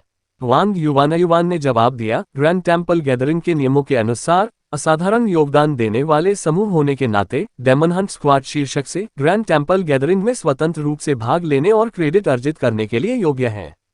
यदि वे शीर्ष 3 में रैंक के साथ समाप्त कर सकते हैं तो वे गठबंधन को अपनी शर्तों में से एक पर सहमत करने के लिए योग्य होंगे। कियू योगहाओ ने अपनी भौहें सिकोड़ ली। युवान, वे बहुत लंबे समय के लिए चले गए हैं, लेकिन वे लौटने के तुरंत बाद सीधे भव्य मंदिर सभा में भाग लेना चाहते हैं। तुम नहीं जानते कि मंदिरों के इस महान मिलन का बहुत विशेष अर्थ है। लॉन्ग हाओचेन की योजना क्या है? वह बहुत स्पष्ट रूप से समझ गया था कि लॉन्ग हाओचेन आशा की धुंधली किरण का सच्चा दिल था। अध्याय 666। आखिरकार वे भाग 2 में वापस आ गए हैं। वांग युवान ने मुस्कुराते हुए कहा, यह सच है कि क्योंकि मंदिरों की यह भव्य सभा वास्तव में असाधारण है, इसलिए हम इसमें भाग लेना चाहते हैं। नेता कियू, क्या आप हमारा समर्थन करने को तैयार हैं? कियू योगहाओ ने कहा, चूंकि हर कोई टूर्नामेंट में हिस्सा लेने आया है, इसलिए आपको सभी नियमों के बारे में पता होना चाहिए। भले ही वे एक शीर्षक वाले दानव शिकार दस्ते हों, उनकी टीम के लिए खुद को साबित करने के लिए पर्याप्त मजबूत होना लगभग असंभव है। शीर्ष 3 में पहुंचना कहीं अधिक असंभव है। लॉन्ग हाओचेन को योद्धा के मंदिर का समर्थन मिल सकता है, लेकिन वे वास्तव में इसमें परेशानी पैदा कर रहे हैं। मैं किसी भी तरह से उनका समर्थन नहीं कर सकता और मैं उन्हें कोई प्रतिबद्धता नहीं दूंगा। ये बात मैं योद्धा के मंदिर के नाम पर कह रहा हूं। वांग युवान की आंखें चमक उठीं। तो क्या हुआ अगर हम पहला स्थान ले लें? यदि हम सभी 6 महान मंदिरों से ऊपर खड़े हों तो क्या आप हमारा समर्थन करने को तैयार होंगे? वांग युवान के मुंह से इतने आत्मविश्वास के साथ निकले इन शब्दों को सुनकर कियू योगहाओ को बहुत आश्चर्य हुआ। उसने अभी अभी वांग युवान की ताकत का परीक्षण किया था और केवल एक संपर्क के साथ उसे समाप्त करने में सक्षम था। उसे पहले ही 9वें चरण पर जाना चाहिए था। ये सोचकर वो बहुत चिंतित हुए बिना नहीं रह सका। सच है, वांग युवान केवल आशा की मंद चमक का योद्धा था। उसकी साधना पहले ही 9वें चरण तक पहुंच चुकी होगी। लॉन्ग हाओचेन साधना के किस स्तर तक पहुंच गया होगा? और इसके अलावा वे पहले उसने राक्षस देव स्तंभों को नष्ट कर दिया था। इस बिंदु पर कियू योगहाओ की नजर बहुत तेज हो गई। युवान, वे क्या करने की कोशिश कर रहे हैं? आपके लक्ष्य क्या है? नेताजी, हमारा एक ही लक्ष्य है। वह राक्षसों को हराने के लिए मानवता का नेतृत्व कर रहा है। कियू योगहाओ ने अपना सिर हिलाया। यह इतना महत्वपूर्ण विषय है और आपने इसे अचानक उठाया। मैं समझ नहीं पा रहा हूं कि आपको कैसे जवाब दूं। वांग युवान ने सिर हिलाया और उत्तर दिया, फिर रहने दो। मुझे लगता है कि कैप्टन के पास अन्य सभी 6 महान मंदिरों के ऊंचे हाथों की तरह ही आपको समझाने की क्षमता होगी। वर्तमान समय में राक्षसों का विरोध करने के लिए शक्ति ही सबसे महत्वपूर्ण कारक है। मैं जा रहा हूं, कृपया हमारे लौटने की बात गुप्त रखें।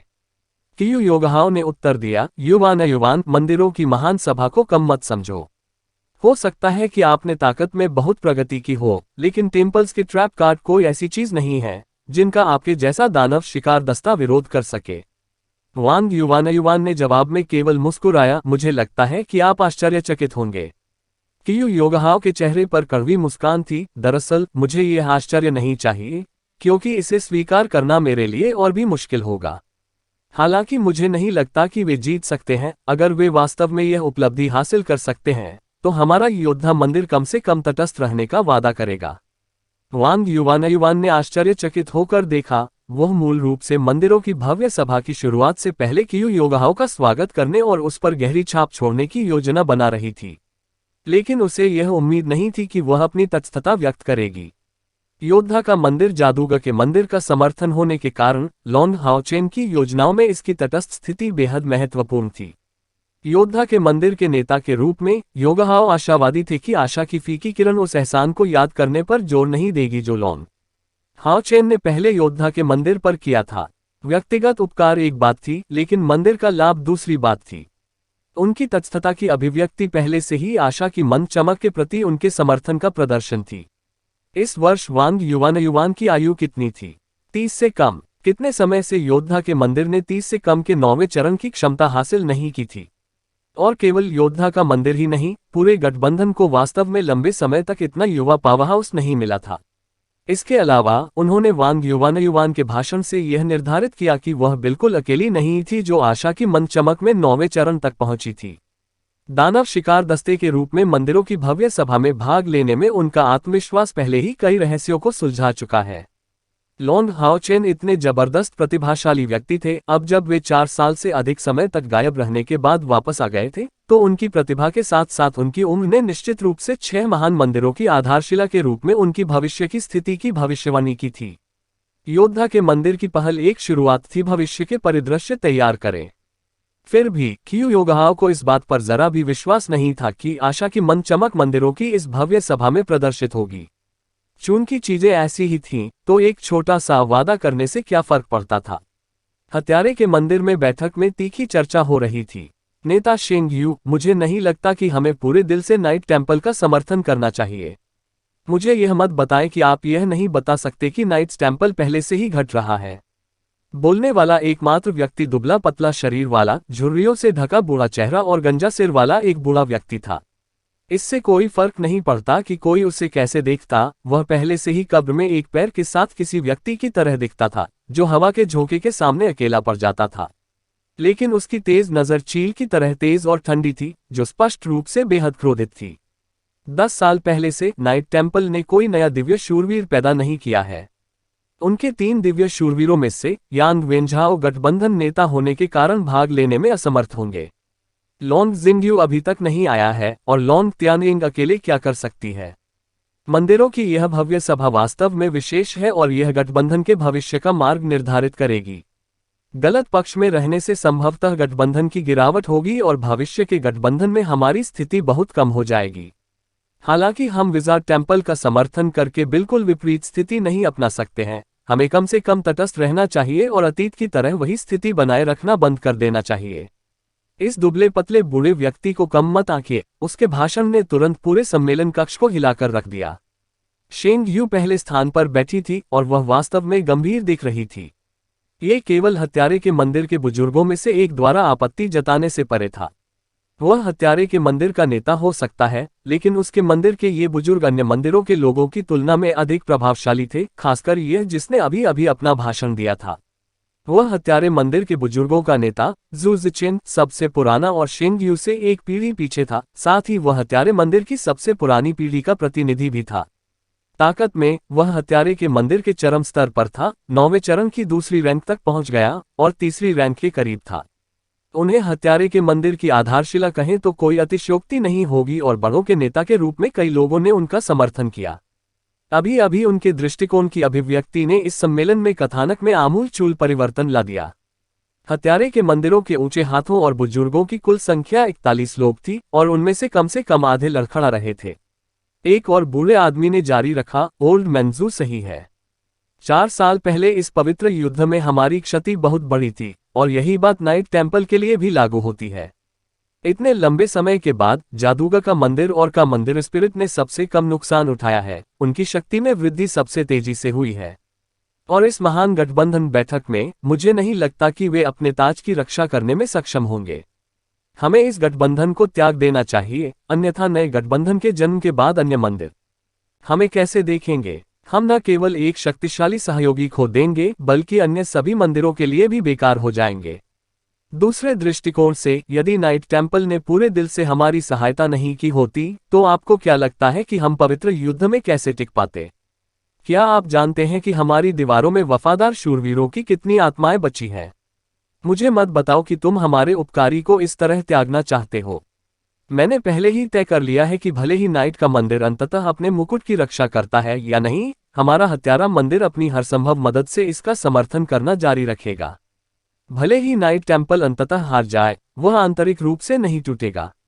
मेरा मानना है कि जो कोई भी नए गठबंधन पर शासन करेगा, वे अन्य मंदिरों पर अत्यधिक अत्याचार नहीं करेंगे। ये पहली बार नहीं था जब शेंग यू ने ये शब्द कहे थे, लेकिन हत्यारे के मंदिर ने अभी तक सर्वसम्मत उत्तर नहीं दिया था। मंदिरों की महान सभा निकट थी, इसलिए हत्यारे के मंदिर के विकल्प में देरी नहीं हो सकती थी। इस दिन उन्हें अंतिम निर्णय पर आना था, लेकिन विरोध की आवाज अभी भी बहुत तेज थी। 6 महान मंदिरों में से सबसे कम नियंत्रण वाला एकमात्र मंदिर निस्संदेह शेंग यू था। यह ऐतिहासिक कारणों से था। आखिरकार उसका गुरु, जो कि हत्यारे मंदिर का पिछला प्रमुख हुआ करता था, कई साल पहले मरने से पहले ही जू जिचेन से लड़ चुका था।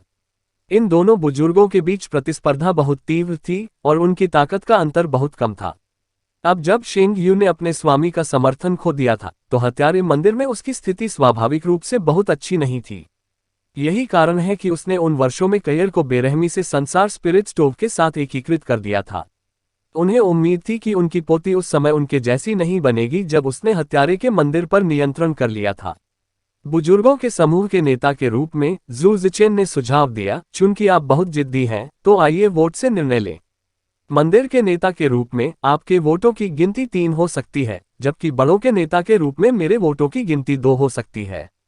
अल्पसंख्यक को बहुमत का अनुसरण करना चाहिए, इसलिए हम आज एक निष्कर्ष पर पहुंचेंगे। ये सब सुनकर शेंग यू को अपना दिल दुखने लगा। वह समझ गया कि चूंकि जू जिचेन इस तरह की कार्रवाई का सुझाव दे रहा था, इसलिए वह पहले से ही पूरी तरह से आश्वस्त था कि यहाँ उसका विशाल बहुमत उसका समर्थन कर रहा है।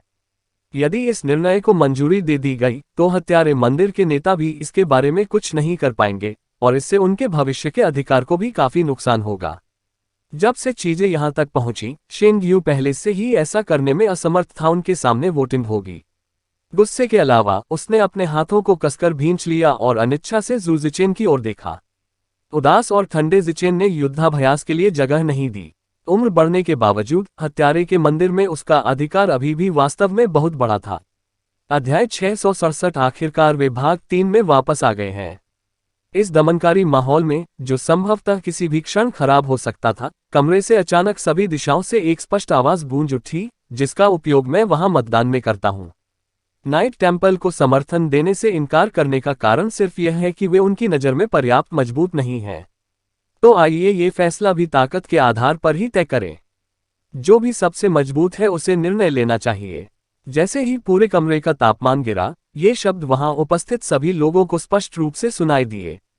कोई हत्या की भावना नहीं थी, लेकिन एक अवर्णनीय हत्या का इरादा सभी दिशाओं में फैल गया।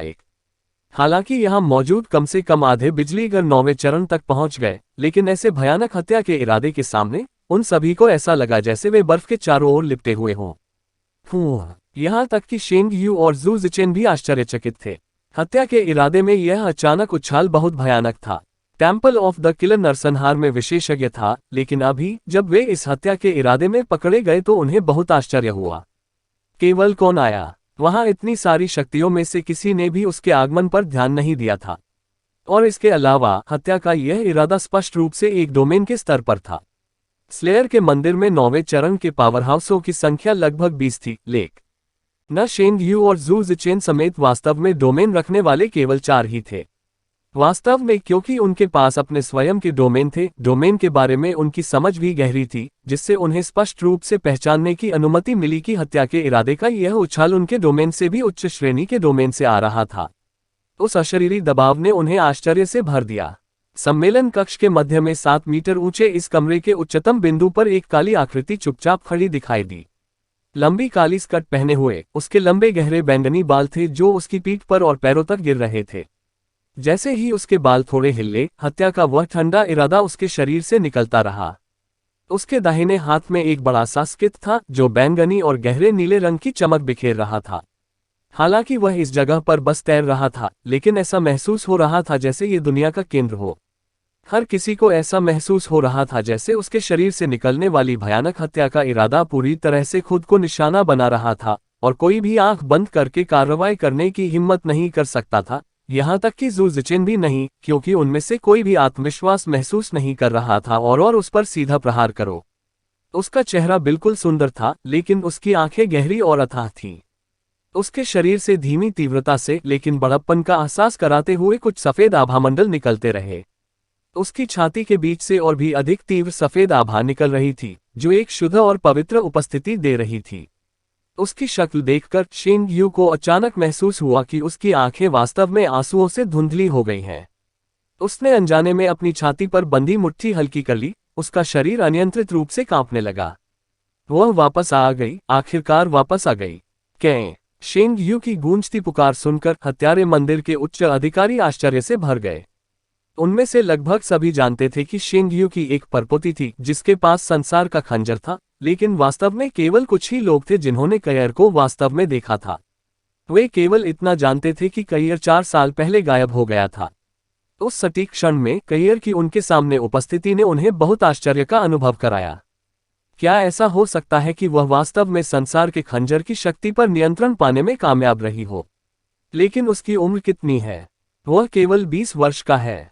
कैयर की गहरी नजर जू जिचेन की ओर थी क्योंकि उसने लापरवाही से कहा, इससे पहले कि वह वोट देने का फैसला करे, मैं हत्यारे मंदिर के संसार की पवित्र बेटी के रूप में अपनी क्षमता में एल्डर जू को चुनौती दूंगी। यदि मैं जीत गया तो मैं हत्यारे मंदिर के बुजुर्गों के नेता के रूप में आपका दर्जा ले लूंगा। और यदि आप जीतते हैं।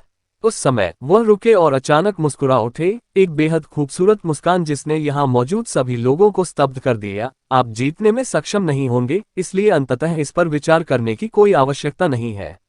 मैं बाकी सभी को कहीं और ले जा रहा हूँ, जिससे एल्डरजू के लिए अपनी सर्वश्रेष्ठ क्षमता का प्रदर्शन करना आसान हो जाएगा। इस बिंदु पर मृत्यु देवता का हंसिया लहराया गया, जिसमें से एक परभासी सफेद किरण निकली और एक बाधा में बदल गई, जिसने उपस्थित सभी लोगों को घेर लिया। वहां से एक सफेद चमक दिखाई दी, जिससे उनका परिवेश धुंधला हो गया। एक अंतरिक्ष टेलीपोर्टेशन जो वास्तव में लोगों के एक बड़े समूह को टेलीपोर्ट कर सकता है। प्रकाश की एक लंबी चमक में हत्यारे के मंदिर के सभी शीर्ष पीतल एक सफेद आभा बिखेरते हुए एक इमारत में दिखाई दिए। आसपास के वातावरण से एक भ्रामक अनुभूति हो रही थी और आध्यात्मिक ऊर्जा का हल्का उतार चढ़ाव उसके चारों ओर प्रसारित हो रहा था। आध्यात्मिक ऊर्जा के वे शुद्ध उतार चढ़ाव उसके चारों ओर घूमते रहे। बिना किसी मौलिक विशेषता वाले वे शुद्ध उतार चढ़ाव तीव्रता में मंद थे, लेकिन शक्ति की एक बड़ी अनुभूति देते थे। हत्यारे के मंदिर के सभी ऊंचे लोग आश्चर्यचकित थे। कैयर की अचानक वापसी मूल रूप से एक बड़ा आश्चर्य था, लेकिन उसका प्रदर्शन उसकी जानकारी से परे था। वे नहीं जानते थे कि उसने ऐसा चमत्कारी दृश्य उत्पन्न करने के लिए क्या किया। यह वह स्पष्ट रूप से शेंगमो डालू के अंदर नहीं था, लेकिन ये कौन सी जगह थी? क्या कैयर की खेती पहले से ही एक पूरी नई जगह खोलने के स्तर पर हो सकती है? जू जिचेन का रंग बेहद बदसूरत हो गया।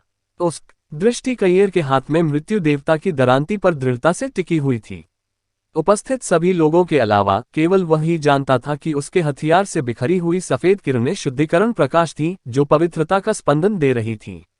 जू जिचेन को शेंग यू की परपोती के असाधारण उपहारों के साथ संसार की पवित्र बेटी होने के बारे में पता था। उसकी जन्मजात आंतरिक आध्यात्मिक ऊर्जा 90 से अधिक थी, लेकिन उसके दृष्टिकोण से भले ही कैयर अभी भी एक महत्वपूर्ण व्यक्ति थी, वह अंत में वास्तव में युवा थी। यह उल्लेख करने की आवश्यकता नहीं है कि वह पहले से ही बहुत लंबे समय से कैसे खोई हुई थी। उसने कभी भी कैयर के ऐसे समय में आने की उम्मीद नहीं की थी, और इसके अलावा शेंग यू की अभिव्यक्ति से वह बता सकता था कि उसे कैयर के ऐसे समय में आने की उम्मीद भी नहीं थी। कैयर की नज़र वहां मौजूद हर हत्यारे पर पड़ी। ताकत सभी के लिए मायने रखेगी। मैं आप में से प्रत्येक को चुनौती देता हूं, जो कोई भी मेरी चुनौती स्वीकार करेगा उसे हार पर अपना वोट मुझे देना होगा। यदि आप मेरी चुनौती स्वीकार नहीं करते हैं तो मैं मान लूंगा कि आप अपना वोट देने का अधिकार छोड़ देंगे। जू जिचेन ने ठंडी हंसी भरी, किस तरह से तुम ऐसा करने के लिए योग्य हो, छोटी बच्ची? कैयर ने उदासीन मुस्कान बिखेरी, मैं हत्यारे के मंदिर का हिस्सा हूं और ताकत ही मुझे योग्य बनाती है। हत्यारे के मंदिर के नियमों के आधार पर साधना के 9वें चरण तक पहुंचने से किसी को मंदिर का बुजुर्ग बनना चाहिए। नतीजतन मैं पहले से ही बड़ों के समूह का हिस्सा हूं। इसके अलावा इनमें से कोई भी मेरे लिए मायने नहीं रखता। यह मेरी दुनिया है, इसलिए मेरी अनुमति के बिना आप में से कोई भी यहां से नहीं जा सकता। जो कोई भी मेरे नियमों को स्वीकार नहीं करता, वह सदैव यहां रह सकता है। आप। जू जिचेन ने गुस्से से उत्तेजित होकर प्रतिक्रिया व्यक्त की। हालांकि कैयर बहुत सहज मुस्कान का प्रदर्शन कर रही थी, लेकिन उसके अत्याचारी भाषण ने इन पुराने हत्यारों को परेशान कर दिया। 20 साल की एक खूबसूरत लड़की वास्तव में उनसे इस तरह से बात करने की हिम्मत करती है। शेंग यू, क्या आपने अपनी परपोती को इसी तरह प्रशिक्षित किया है? सु जिचेन ने अपना ध्यान शेंग यू पर केंद्रित कर दिया। शेंग यू अब उतना परेशान नहीं था जितना वह था, और जवाब में एक उदासीन मुस्कान दिखाए, कयर मेरी परपोती है, लेकिन वह हमारे हत्यारे मंदिर का खजाना भी है। हर किसी को ये सुनना चाहिए था कि कयर ने 3 साल की उम्र में ही संसार डैगर की स्वीकृति प्राप्त करते हुए संसार स्पिरिट स्टोव के साथ एकीकृत होना शुरू कर दिया है। उन्हें उस सारे दर्द और पीड़ा को जानना चाहिए जो कयर ने संसार स्पिरिट स्टोव के साथ विलय पर अनुभव किया था। उसकी 6 इंद्रियां एक के बाद एक खत्म हो गईं, और वह 3 साल की उम्र में बहुत लंबे समय के लिए एक ठंडी गुफा में अकेली रह गई। ये सब हमारे हत्यारे के मंदिर की खातिर उसे मजबूत बनाने के लिए था। शायद वह अभी भी जवान है, लेकिन मैं इसे कैसे देखता हूँ, उसने बिल्कुल त्याग किया है हत्यारे के मंदिर की खातिर यहाँ मौजूद लोगों में से कोई भी। चूंकि वह अंततः 4 साल से अधिक समय के बाद लौटे, अब मेरे लिए अपना पद छोड़ने का समय आ गया है। हमारे अगले निर्णय अब केवल मंदिरों की भव्य सभा में हमारी स्थिति के बारे में नहीं है, बल्कि मेरे पास एक प्रस्ताव भी है। कैसर को आधिकारिक तौर पर हत्यारे के मंदिर का नेता बनने का मेरा कर्तव्य लेने दें। ओह, कुछ ऐसा भी है जो मैं सबके सामने घोषित करना भूल गया।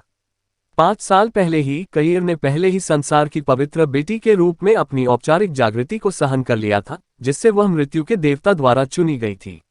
मुझे लगता है कि भगवान द्वारा चुने गए व्यक्ति के रूप में उनकी क्षमताएं अब तक काफी बढ़ जानी चाहिए थी। अब हत्यारे के मंदिर को एकजुट करने का समय आ गया है। शेंग यू के शब्दों ने पूरे दर्शकों को एक जबरदस्त एहसास दिया। वह जिसे मृत्यु के देवता ने हत्यारे का मंदिर लेने के लिए चुना था, ये हत्यारे के मंदिर के लिए अधिक महत्वपूर्ण मामला था। कयर के हाथ में मृत्यु देवता की हंसिया देखकर उनमें से कुछ की आंखों की दृष्टि धीरे धीरे शांत हो गई। शायद सु जिचेन का समर्थन करने वालों की संख्या अधिक थी, लेकिन उनकी सभी स्थितियां हत्यारे के मंदिर को ध्यान में रखते हुए थीं। 10 साल पहले शेंग यू ने उल्लेख किया था कि जिस क्षण कयर ने संसार के डैगर पर सच्चा नियंत्रण हासिल कर लिया और खेती के 9वें चरण पर पहुंच गई, उसे अपने मंदिर का सर्वसम्मत समर्थन प्राप्त हो जाएगा। संसार के पिछले वंशज ने हत्यारे के मंदिर को गठबंधन के शीर्ष पर पहुंचाया, तो संसार की नई बेटी भी ऐसा करने में सक्षम क्यों नहीं होगी? अब जब कयर वापस आ गई थी, तो उसकी साधना स्पष्ट रूप से 9वें चरण के माध्यम से टूट गई थी। साथ ही उसकी खुद की महारत थी, और इसके अलावा अंतरिक्ष में जाने की चमत्कारी क्षमता थी। यहाँ हर कोई जानता था कि सबसे शक्तिशाली कौन होगा, हत्यारे के मंदिर का नेतृत्व करने के लिए उपयुक्त। इससे भी महत्वपूर्ण बात यह है कि कयर की उम्र 20 के आसपास थी। इस उम्र में 9वें चरण के पावरहाउस और संसार के खंजर के उत्तराधिकारी का अर्थ उनकी सभी आंखों में स्पष्ट था। भले ही कयर अभी अभी 9वें पायदान पर पहुंची हो, अगर उसे 10 साल दिए गए तो क्या होगा? ली झेंगजी की ताकत के बारे में हर कोई जानता था, लेकिन उनकी जन्मजात आंतरिक आध्यात्मिक ऊर्जा केवल 80 थी। इस खेती के स्तर पर केवल पवन उपयोगकर्ता होने के नाते कैर के लिए 10 साल बाद क्या होगा? उस समय क्या हत्यारे के मंदिर को भी खुद को किसी और से बांधने की जरूरत होगी, बल्कि अन्य लोग ही उनके साथ शामिल होंगे?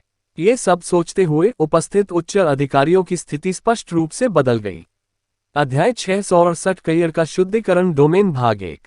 हत्यारे मंदिर के बुजुर्गों के नेता होने के नाते अनुभवी सु जिचेन दूसरों में परिवर्तन बताने में सक्षम कैसे नहीं हो सकते? जैसा कि कयर ने कहा था, ताकत अधिकार का सबसे बड़ा कारक है।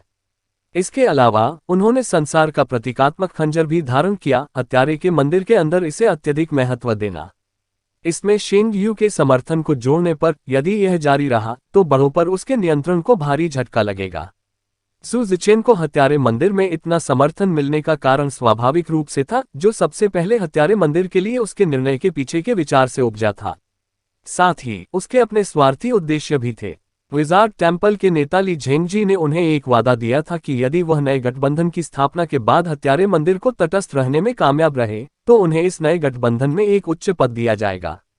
यह मत सोचिए कि बुढ़ापे के कारण उनकी अधिकार की प्यास हल्की हो गई होगी। शायद वह उस चीज के लिए और भी अधिक प्यासा था जो उसे नहीं मिल सका। अभी अभी उसने देखा कि शेंग यू और कयर ने स्थिति पर लगभग नियंत्रण पा लिया है, इसलिए वह स्वाभाविक रूप से इस मामले को यही नहीं छोड़ेगा। ठंडे स्वर में फुसफुसाते हुए उसने अचानक प्रभावशाली व्यवहार का एक बड़ा विस्फोट किया, जिसने यहां मौजूद सभी लोगों का ध्यान आकर्षित किया। बहुत अच्छा, तो आइए इस आदमी को आपकी परीक्षा लेने दें, आइए देखें कि क्या आप संसार की पवित्र बेटी की भारी जिम्मेदारियां लेने के योग्य हैं। यदि आप जीतते हैं तो मैं आपके भविष्य के सभी निर्णयों में पूरे दिल से आपका समर्थन करूंगा, जैसे मैं शेंग यू की जगह लेने के पक्ष में रहूंगा। लेकिन यदि आप हार गए तो आप कुछ वर्षों तक हमारे मंदिर में एकांत में रहेंगे और पर्याप्त ताकत हासिल करने के बाद आप किसी उच्च पद पर अपना कर्तव्य निभा सकते हैं। इससे कोई फर्क नहीं पड़ता कि कोई कुछ भी कह सकता है। जू जिचेन हत्यारे के मंदिर का एक उच्च पदस्थ व्यक्ति था।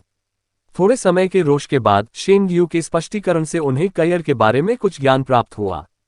बेशक वह समझ गया था कि कयर की उपस्थिति संभवतः हत्यारे के मंदिर के लिए एक शानदार नए भविष्य का निर्माण करेगी, इसलिए अभी उसका भाषण बहुत हल्का था। बेशक उसने यह नहीं सोचा था कि वर्तमान कयर में पर्याप्त क्षमताएं हैं। आखिरकार वह अभी भी बहुत छोटी थी। उनकी वर्तमान आशा हत्यारे के वर्तमान मंदिर पर नियंत्रण हासिल करने और नए गठबंधन में बेहतर स्थिति हासिल करने की थी, जबकि भविष्य के लिए इसे कयर की पीढ़ी के युवाओं पर छोड़ देना चाहिए। इसीलिए जिचेन ने इन अनुभवी हत्यारों के बीच अपना समर्थन बनाए रखने के लिए कयर की चुनौती को स्वीकार करने और खुद को मजबूत साबित करने का फैसला किया। शेंग यू ने जू जिचेन को अपनी आंखों में भी नहीं लिया। उसके कठोर चेहरे पर एक हल्की सी मुस्कान दिखाई दी। ऐसा इसलिए है क्योंकि वह जानता था कि जब तक कयर हत्यारे के उच्च पदों के मंदिर वहां लाया, तब तक जू जिचेन पहले ही हार चुका था। वह खेती में नहीं, उम्र और भविष्य में हारे। यहां तक कि अगर कुछ और ने भाग नहीं लिया तो कयर का समर्थन करने वाले लोग और अधिक बढ़ते रहेंगे। जबकि इस लड़ाई के लिए भले ही यह विजेता या हार के रूप में समाप्त हुई, कयर ने पहले ही लोगों पर वास्तविक प्रभाव डाला था, जिससे वह हत्यारे के मंदिर पर आपका नियंत्रण बस कुछ ही समय की बात है। जू जिचेन की आकृति थोड़ी सी टिमटिमाई, फिर उसकी आकृति गायब हो गई और अगले ही पल वह कयर से 20 मीटर की दूरी पर दिखाई दिया। उसकी प्रेरक निगाहें उस पर इस तरह निर्देशित थीं जैसे कोई सांप अपने शिकार को देख रहा हो। उसके हाथ उसकी पीठ के पीछे थे और उसने एक अडिग चेहरा दिखाया। फिर अपना कदम उठाओ। एक शीर्ष पीढ़ी के पावरहाउस के रूप में जू जिचेन कायर से 4 पीढ़ी ऊपर था, इसलिए शुरुआत में हमला करना कुछ ऐसा नहीं था जो वह कर सकता था। कयर ने हल्की सी मुस्कान के साथ उत्तर दिया, तो बेहतर होगा कि आप अपना ख्याल रखें। मृत्यु देवता की हंसिया हल्के से जमीन पर रुकी और शुद्धि की शुद्ध सफेद रोशनी सभी दिशाओं में फैल गई, जिससे पूरे आकाश में बिजली चमकने का एहसास हुआ। इन परिस्थितियों में कयर की मृत्यु भगवान की दरांती से हुई। ठीक उसी समय जब कयर ने अपनी चाल चली, जू जिचेन का शरीर गायब हो गया और पीछे केवल चांदी की रोशनी के अवशेष रह गए।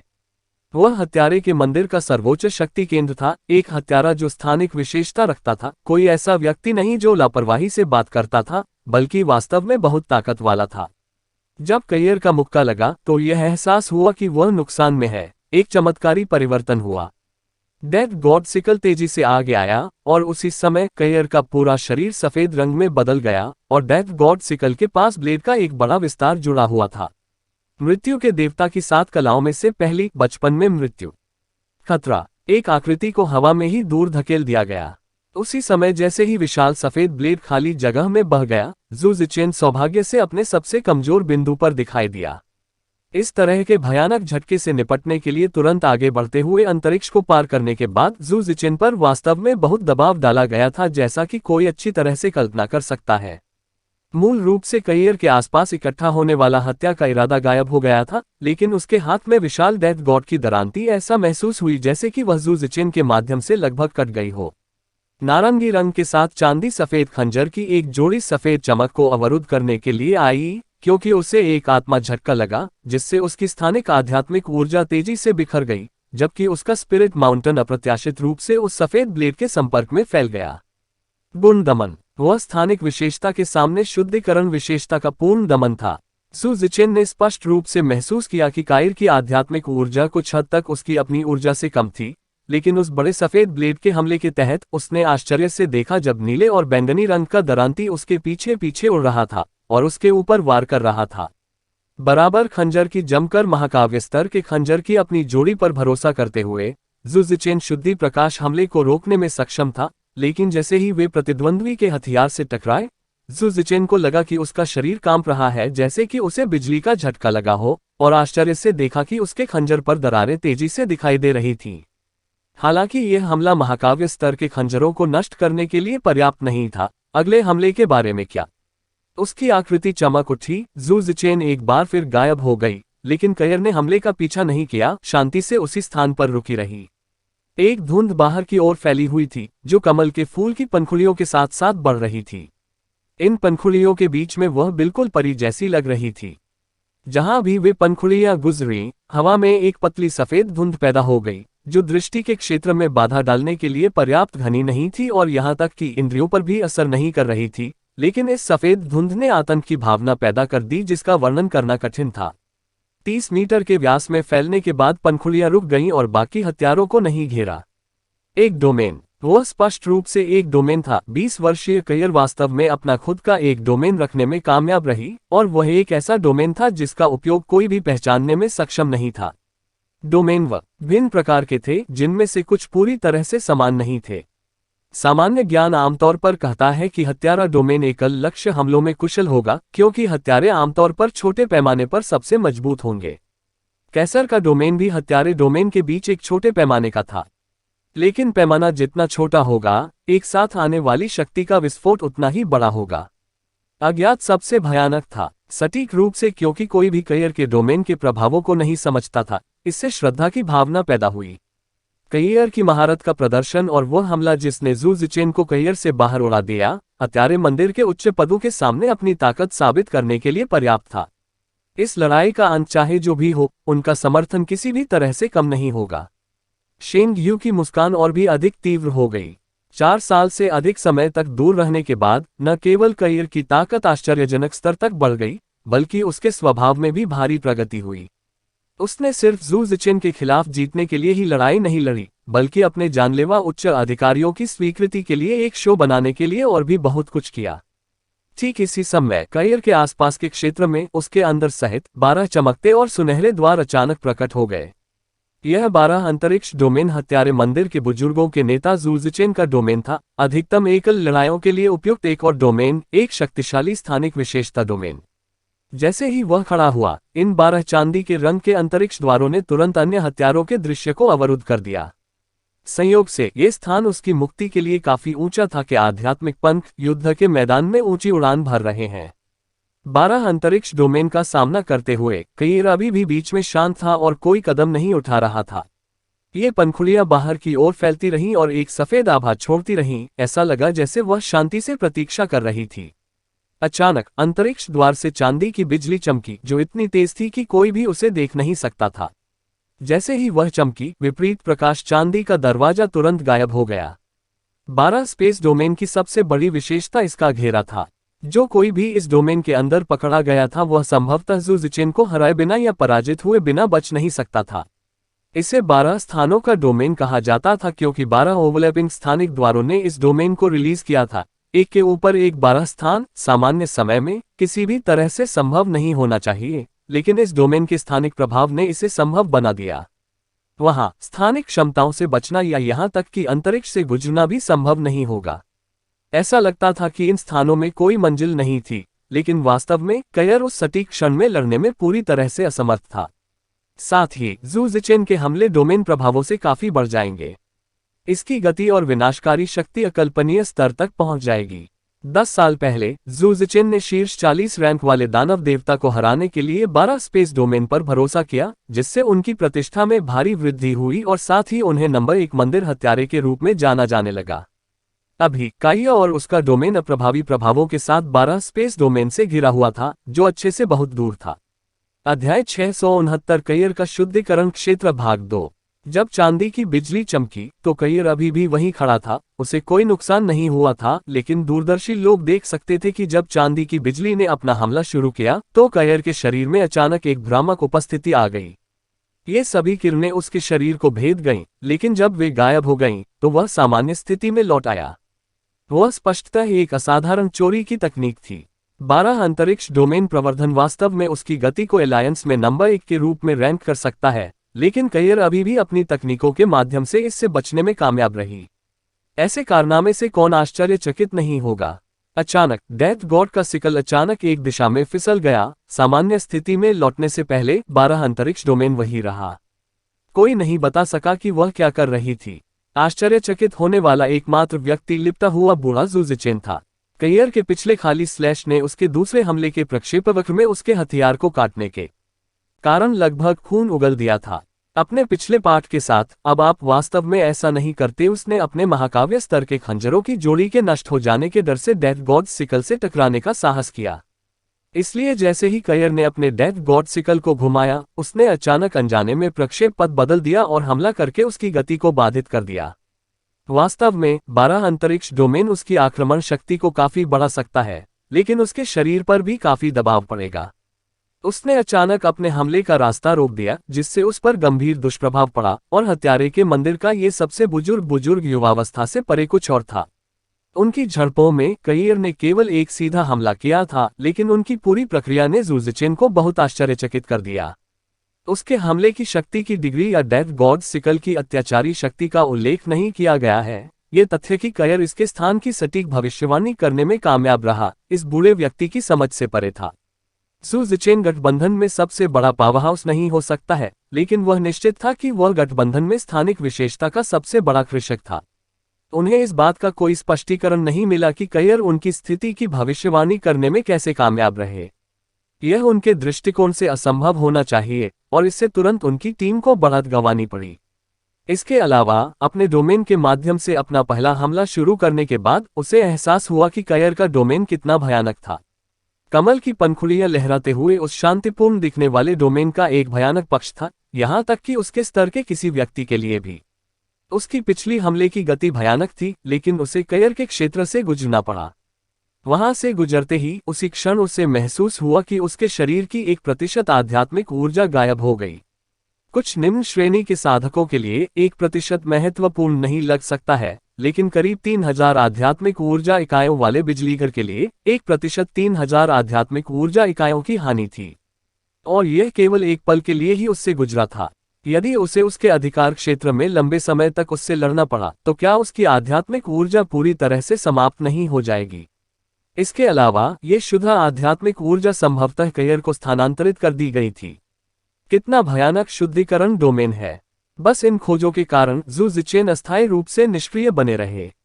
उसके हमले कयर पर उतरने में असमर्थ थे और वह अपने डोमेन द्वारा शुद्ध किया जाएगा। ऐसी लड़ाई में वह क्या कर सकता था? इसके अलावा उसकी आक्रामक ताकत वास्तव में हावी थी। जू जिचेन के हाथ एक और कारण से बंधे हुए थे, जो ये था कि ऐसा कोई तरीका नहीं था जिससे वह वास्तव में कयर को चोट पहुंचा सके। आखिरकार कयर हत्यारे के मंदिर की भविष्य की आशा थी। भले ही अधिकार के लिए उसकी प्यास और भी अधिक थी, आखिरकार वह हत्यारे के मंदिर का भी सदस्य था। यही कारण है कि कयर के साथ इस आदान प्रदान में उसकी हत्या की तकनीकों का किसी भी तरह से उपयोग नहीं किया जा सका। अनुभूतियां जू जिचेन की चुप्पी। कयर ने उदासीन मुस्कान प्रकट करते हुए एक हरकत की। डेथ गॉड की सिकल को उसके सामने हल्के से लहराया गया और तुरंत उसके डोमेन की पंखुड़ियां उसके ब्लेड के चारों ओर घूम गईं। अपने दाहिने हाथ को ऊपर उठाने पर वह अपने ब्लेड की नोक पर हवा की धाराओं में बदल गया, जो 12 स्पेस डोमेन के द्वार की ओर चला गया। उनके इस हमले ने तुरंत 12 द्वारों को हिंसक रूप से मोड़ दिया, जिससे बड़ी मात्रा में आध्यात्मिक ऊर्जा एक बाधा में बदल गई। आक्रमण, रक्षा और प्रोत्साहन को एक में मिलाने की यह महारत वास्तव में व्यक्तिगत लड़ाइयों के लिए विशिष्ट थी। वह गर्व से दावा कर सकता है कि यह अन्य डोमेन के विशाल बहुमत की तुलना में सर्वश्रेष्ठ में से एक है। लेकिन दुर्भाग्य से जू जिचेन का वर्तमान प्रतिद्वंद्वी कयर था, जिसका शुद्धिकरण डोमेन स्लीपिंग कैलामिटी एलेक्स को शुद्ध करने के बाद विकसित होने वाले डेथ गॉड सिकल का परिणाम था, जिससे मृत्यु की ऊर्जा शुद्धि के बारे में उनकी समझ में तेजी से वृद्धि हुई। कुछ अर्थों में वो मृत्यु देवता की सच्ची शक्ति थी, तो 12 स्पेस डोमेन की तुलना कैसे की जा सकती थी? चांदी की रोशनी के साथ सफेद ब्लेड का प्रक्षेपण शून्य हो गया। 12 स्थानिक द्वारों में से कोई भी नष्ट नहीं हुआ था, लेकिन जू जिचेन को यह जानकर झटका लगा कि उसने अपनी आध्यात्मिक ऊर्जा का 10वां हिस्सा खो दिया है। किसी के डोमेन को धारण करते समय उपयोगकर्ता के पास पुनर्प्राप्त करने के लिए कुछ बाहरी स्थानिक सार को अवशोषित करने का कोई तरीका नहीं होगा, जब तक कि डोमेन में कुछ अवशोषण गुण न हो। और 12 अंतरिक्ष डोमेन में स्पष्ट रूप से ऐसी कोई क्षमता नहीं थी। कयर थोड़ा आगे बढ़ी और तुरंत शुद्धिकरण डोमेन उसके साथ आगे बढ़ गया। 12 स्पेस डोमेन ने उन्हें अपने कारावास में रखने के लिए कुछ दूरी तक पीछा किया। स्पष्ट रूप से जू जिचेन अपने स्वयं के डोमेन को शुद्धिकरण डोमेन के संपर्क में देखने के लिए बिल्कुल तैयार नहीं था। इस पूरे समय जू जिचेन के पास केवल एक ही जीत की रणनीति थी, प्रतिद्वंद्वी की खपत का लाभ उठाना। किसी डोमेन का पूर्ण उपयोग किसी व्यक्ति की आध्यात्मिक ऊर्जा का अत्यधिक उपयोग करेगा।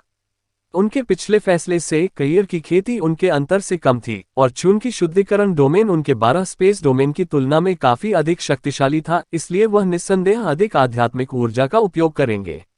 इसे जारी रखने के लिए करियर का डोमेन सबसे पहले अपनी पहल पर हटाना होगा। तो क्या हुआ यदि करियर अपने डोमेन का उपयोग करके उसके साथ टकराव करना चाहता है? सु जिचेन को अपनी गति और अपने कार्यों का अनुमान लगाने की क्षमता पर पूरा भरोसा था, जबकि करियर के हमलों के कारण उसे उसके रास्ते से हटना पड़ा। सु जिचेन को पूरा विश्वास था कि जैसे ही उसने आक्रमण के लिए अपने डोमेन का उपयोग किया, करियर की खपत में तेजी आएगी। हालांकि उसकी खपत भी बढ़ी थी, लेकिन उसका फायदा इसमें था खेती को उसी तरह गिना जाना था। के ने स्वाभाविक रूप से सु जिचेन की रणनीति को समझ लिया और ऊपर से देख रहे हत्यारे मंदिर के दर्शकों ने भी ऐसा ही किया। वह बड़ों के नेता को ऐसी स्थिति में लाने में सक्षम होने के कारण उन्हें पहले से ही करियर की पूरी स्वीकृति मिल गई थी। बिना किसी संदेह के करियर खेती में शेंग यू से कमजोर नहीं थी और इतनी छोटी होने के कारण हत्यारा मंदिर निश्चित रूप से उसके नेतृत्व में नई ऊंचाइयों तक पहुंचेगा। लेकिन करियर की ताकत यहीं तक सीमित थी?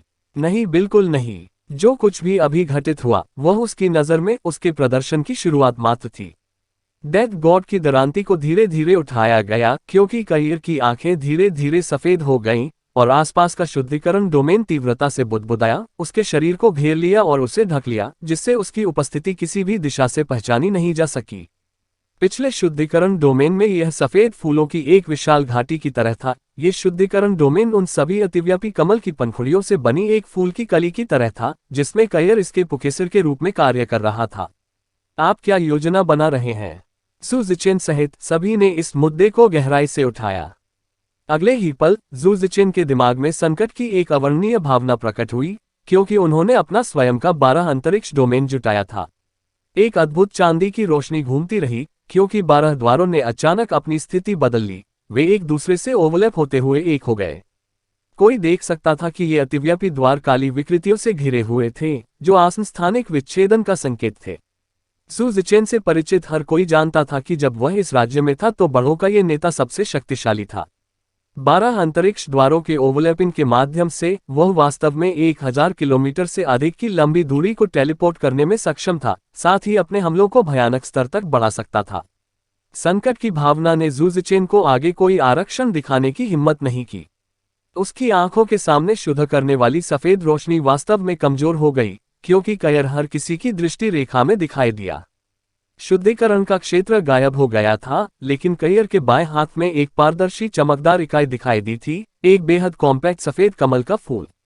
करियर ने स्पष्ट रूप से घोषणा की, एल्डर जू, ये खिलते हुए कमल के फूल का मेरा क्षेत्र है। क्या आप इसे करने की कोशिश करना चाहते हैं? हालांकि मेरी महारत अभी भी अपर्याप्त है, मैं इसे डाल सकता हूं लेकिन रोक नहीं सकता। कोई जरूरत नहीं, मैं हार मान लेता हूं। सु जिचेन की गहरी आवाज गूंज उठी। चांदी की रोशनी फीकी पड़ गई, एक कदम बाहर की ओर बढ़ाते हुए 12 स्पेस डोमेन से दूर जा रही थी और करियर पर एक बेहद जटिल नजर डाली। उसके हाथ में डेथ गॉड सिकल लयबद्ध तरीके से घूम रहा था। बड़ी संख्या में सफेद धागे मुक्त हो गए जो उसके बाएं हाथ में कमल के माध्यम से गुजर गए। जैसे ही पंखुड़ियां गिरी, चुपचाप विलुप्त हो गईं और पूरी प्रक्रिया लगभग आधे घंटे तक चली। सु जिचेन के साथ साथ बाकी हत्यारे करियर के सामने खड़े हो गए और चुपचाप उसका सामना किया। उसके हाथ में दरांती की लयबद्ध गति वास्तव में कलात्मक लग रही थी, जिससे उस खिलते हुए कमल के फूल से प्रेरित आतंक का और भी अधिक एहसास हो रहा था। 9वें चरण के पावरहाउस द्वारा किए गए डोमेन के भी अलग अलग ग्रेड थे। जो कोई भी 9वें चरण की दूसरी रैंक पर पहुंच गया, वह अपने स्वयं के डोमेन का उपयोग कर सकता है, और डोमेन का उपयोग करने वाले 9वें चरण के पावरहाउस को लगभग एक बिल्कुल नए स्तर का अस्तित्व कहा जा सकता है। प्रत्येक व्यक्ति के पास एक अलग डोमेन होगा और उनकी डिग्री उनकी भविष्य की क्षमता निर्धारित करेगी। डोमेन जितना मजबूत होगा, भविष्य में खेती की संभावना उतनी ही अधिक होगी और यह डोमेन के विकसित होने की संभावना भी निर्धारित करेगा। ली झेंगजी ने सु जिचेन को आश्वस्त करने का कारण सिर्फ ये बताया कि उनकी खुद की महारत के बारे में उनकी समझ एक मास्टरी तकनीक के उत्पादन की हद तक चली गई थी। लेकिन अभी करियर ने वास्तव में अपनी स्वयं की मास्टरी तकनीक का उपयोग किया। एक निपुणता तकनीक को निपुणता विकास का एक उत्पाद कहा जा सकता है, और सभी डोमेन के अलावा 1% भी विकसित होकर डोमेन तकनीक को जन्म नहीं दे सका। अध्याय 670 करियर का शुद्धिकरण क्षेत्र भाग 3। शायद करियर की इस महारत तकनीक की समझ पर्याप्त मजबूत नहीं थी, लेकिन एक होना पहले से ही बहुत कुछ था।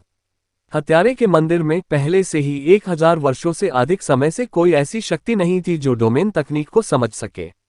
ऐसा नहीं था कि जू जिचेन कायर की डोमेन तकनीक से डरती थी, बल्कि यह कि डोमेन तकनीक के उसके उपयोग ने पहले ही उसे पूरी तरह से जीत लिया था। हत्यारे मंदिर के बुजुर्गों का नेता होने के नाते वह अपनी पसंद पर आया था। खिलते हुए कमल के फूल को अंततः अपने हाथ में बिखरता देखकर कयर को भी बहुत आराम मिला। जैसा कि उन्होंने कहा था, उनके पास अभी भी इस मास्टरी तकनीक पर पूरा नियंत्रण नहीं था और उन्होंने अभी तक इसकी वास्तविक शक्ति का स्वाद भी नहीं चखा था। उन्होंने इसका अधिकतम उपयोग जू जिचेन को डराने के लिए किया था और इससे अधिक नहीं। करियर को अपने अधिकार क्षेत्र से पीछे हटते देख जू जिचेन ने उसके सामने झुकते हुए अपनी बाहों को पार करने से पहले अपना खंजर हटा दिया। ये हत्यारे के मंदिर का औपचारिक अभिवादन था। टेम्पल लीडर शेंग यू के अलावा किसी के पास उनके द्वारा इस तरह से स्वागत करने की योग्यता नहीं होनी चाहिए, लेकिन फिर भी झुकने की कोई आवश्यकता नहीं होगी। फिलहाल जू जिचेन के बारे में कहा जा सकता है कि उन्होंने अपनी शिष्टाचार आदतों की सीमाएं पार कर ली हैं, जिससे उनका वर्तमान रवैया स्पष्ट हो गया है। शेंग यू कई वर्षों तक इतना उज्ज्वल कभी नहीं रहा, खासकर युद्ध की शुरुआत के बाद टेम्पल एलायंस की आबादी में भारी गिरावट के बाद से। संयोग से पीछे की ओर कोई क्षति नहीं हुई, जिससे टेम्पल अलायंस को केवल 4 वर्षों में अपनी ताकत वापस पाने में मदद मिली। लेकिन भले ही उनकी अर्थव्यवस्था और शक्ति बहाल हो गई हो, फिर भी जनसंख्या बहुत प्रभावित हुई थी। इसलिए वर्तमान टेम्पल एलायंस को गर्भावस्था को प्रोत्साहित करना था, साथ ही जनता की जीवन स्थितियों को बेहतर बनाने में मदद करनी थी। टेम्पल अलायंस का सबसे बड़ा शहर होली सिटी के होटल लंबे समय से भरे हुए थे। इसका कारण मंदिरों का दशकीय ग्रैंड गैदरिंग था। हालांकि ग्रैंड अलायंस स्टेडियम में वास्तव में केवल एक छोटी संख्या ही देखने में सक्षम थी, लेकिन उग्र माहौल के कारण कई लोग अभी पवित्र शहर की ओर जाने के इच्छुक थे। कुछ स्वामी अपने बच्चों को एक शिक्षक के रूप में पहचान दिलाने के लिए एक पावरहाउस खोजने का मौका खोजने की कोशिश में अपने बच्चों को पवित्र शहर में लाते थे। अंधकार युग 6000 वर्ष पहले ही हो चुका था। पवित्र युद्ध के 2 साल आखिरकार राक्षसों की वापसी के साथ समाप्त हुए, जिससे लोगों को इस अंधेरे युग में एक सुबह आने की उम्मीद जगी। अधिकांश मनुष्य उस दिन की प्रतीक्षा कर रहे थे जब केवल मानव सेना ही राक्षसों के विरुद्ध आक्रमण का नेतृत्व करेगी। ग्रेट टेम्पल गैदरिंग अपने महत्व की डिग्री में दानव स्लेयर चयन से भिन्न थी, और जो लोग 6 महान मंदिरों की शक्तियों के बीच टकराव को देखने के लक्ष्य के साथ टिकट खरीदने के लिए दौड़ रहे थे, उन्होंने गठबंधन में जनता के विश्वास की पुष्टि की। मंदिरों की लगभग हर भव्य सभा पूरे गठबंधन में भावनाओं की बड़ी लहर पैदा करेगी और आगामी अवधि में उनके भर्तियों की संख्या में भारी वृद्धि होगी। पवित्र शहर में सबसे प्रतीकात्मक इमारतों में चमकीले पीले संकेत थे, जो प्रतियोगिताओं के समय के साथ साथ मंदिरों की इस महान सभा के नियमों को विस्तार से दर्ज करते थे। मंदिरों की प्रत्येक भव्य बैठक में ऐसी घोषणाएं होंगी और नियम संशोधन तुरंत प्रकाशित किए जाएंगे। ठीक है, सफेद कपड़े पहने एक युवक 5 मंजिला होटल के सामने खड़ा होकर एक विज्ञापन को गौर से देख रहा था। 1 महीने पहले जब विज्ञापन पहली बार जारी किया गया था, तो बहुत से लोग पहले से ही इसकी सामग्री से परिचित थे। यही कारण है कि अभी वह इस विज्ञापन के सामने खुद को रोके हुए थे। सफेद लबादे ने उसे पूरी तरह से ढंक दिया और उसे एक आकर्षक और उन्नत हवा दी। इस लबादे के पीछे भी इस युवक का बहुत लंबा शरीर दिखाई दे रहा था, क्योंकि वह वास्तव में लगभग 2 मीटर लंबा था, विशेष रूप से चौड़े कंधों के साथ। हालांकि उसका शरीर वास्तव में बहुत अधिक गठीला नहीं था। जब वह शांति से वहां खड़ी थी तो उसका संपूर्ण शरीर एक रहस्यमय एहसास दे रहा था। वह दिखने में साधारण लगता था, लेकिन फिर भी असाधारण रूप से सौम्य था। बहुमत राहगीरों की अधिकांश निगाहें इस शांत युवक की ओर आकर्षित हो गईं, जिससे उन्हें उसे देखकर ही शांति और बहुत आराम महसूस हुआ। उस स्पष्ट और संक्षिप्त घोषणा में मंदिरों की इस महान बैठक का कार्यक्रम और नियम दर्ज थे। कल मंदिरों की महान बैठक की शुरुआत का दिन होगा।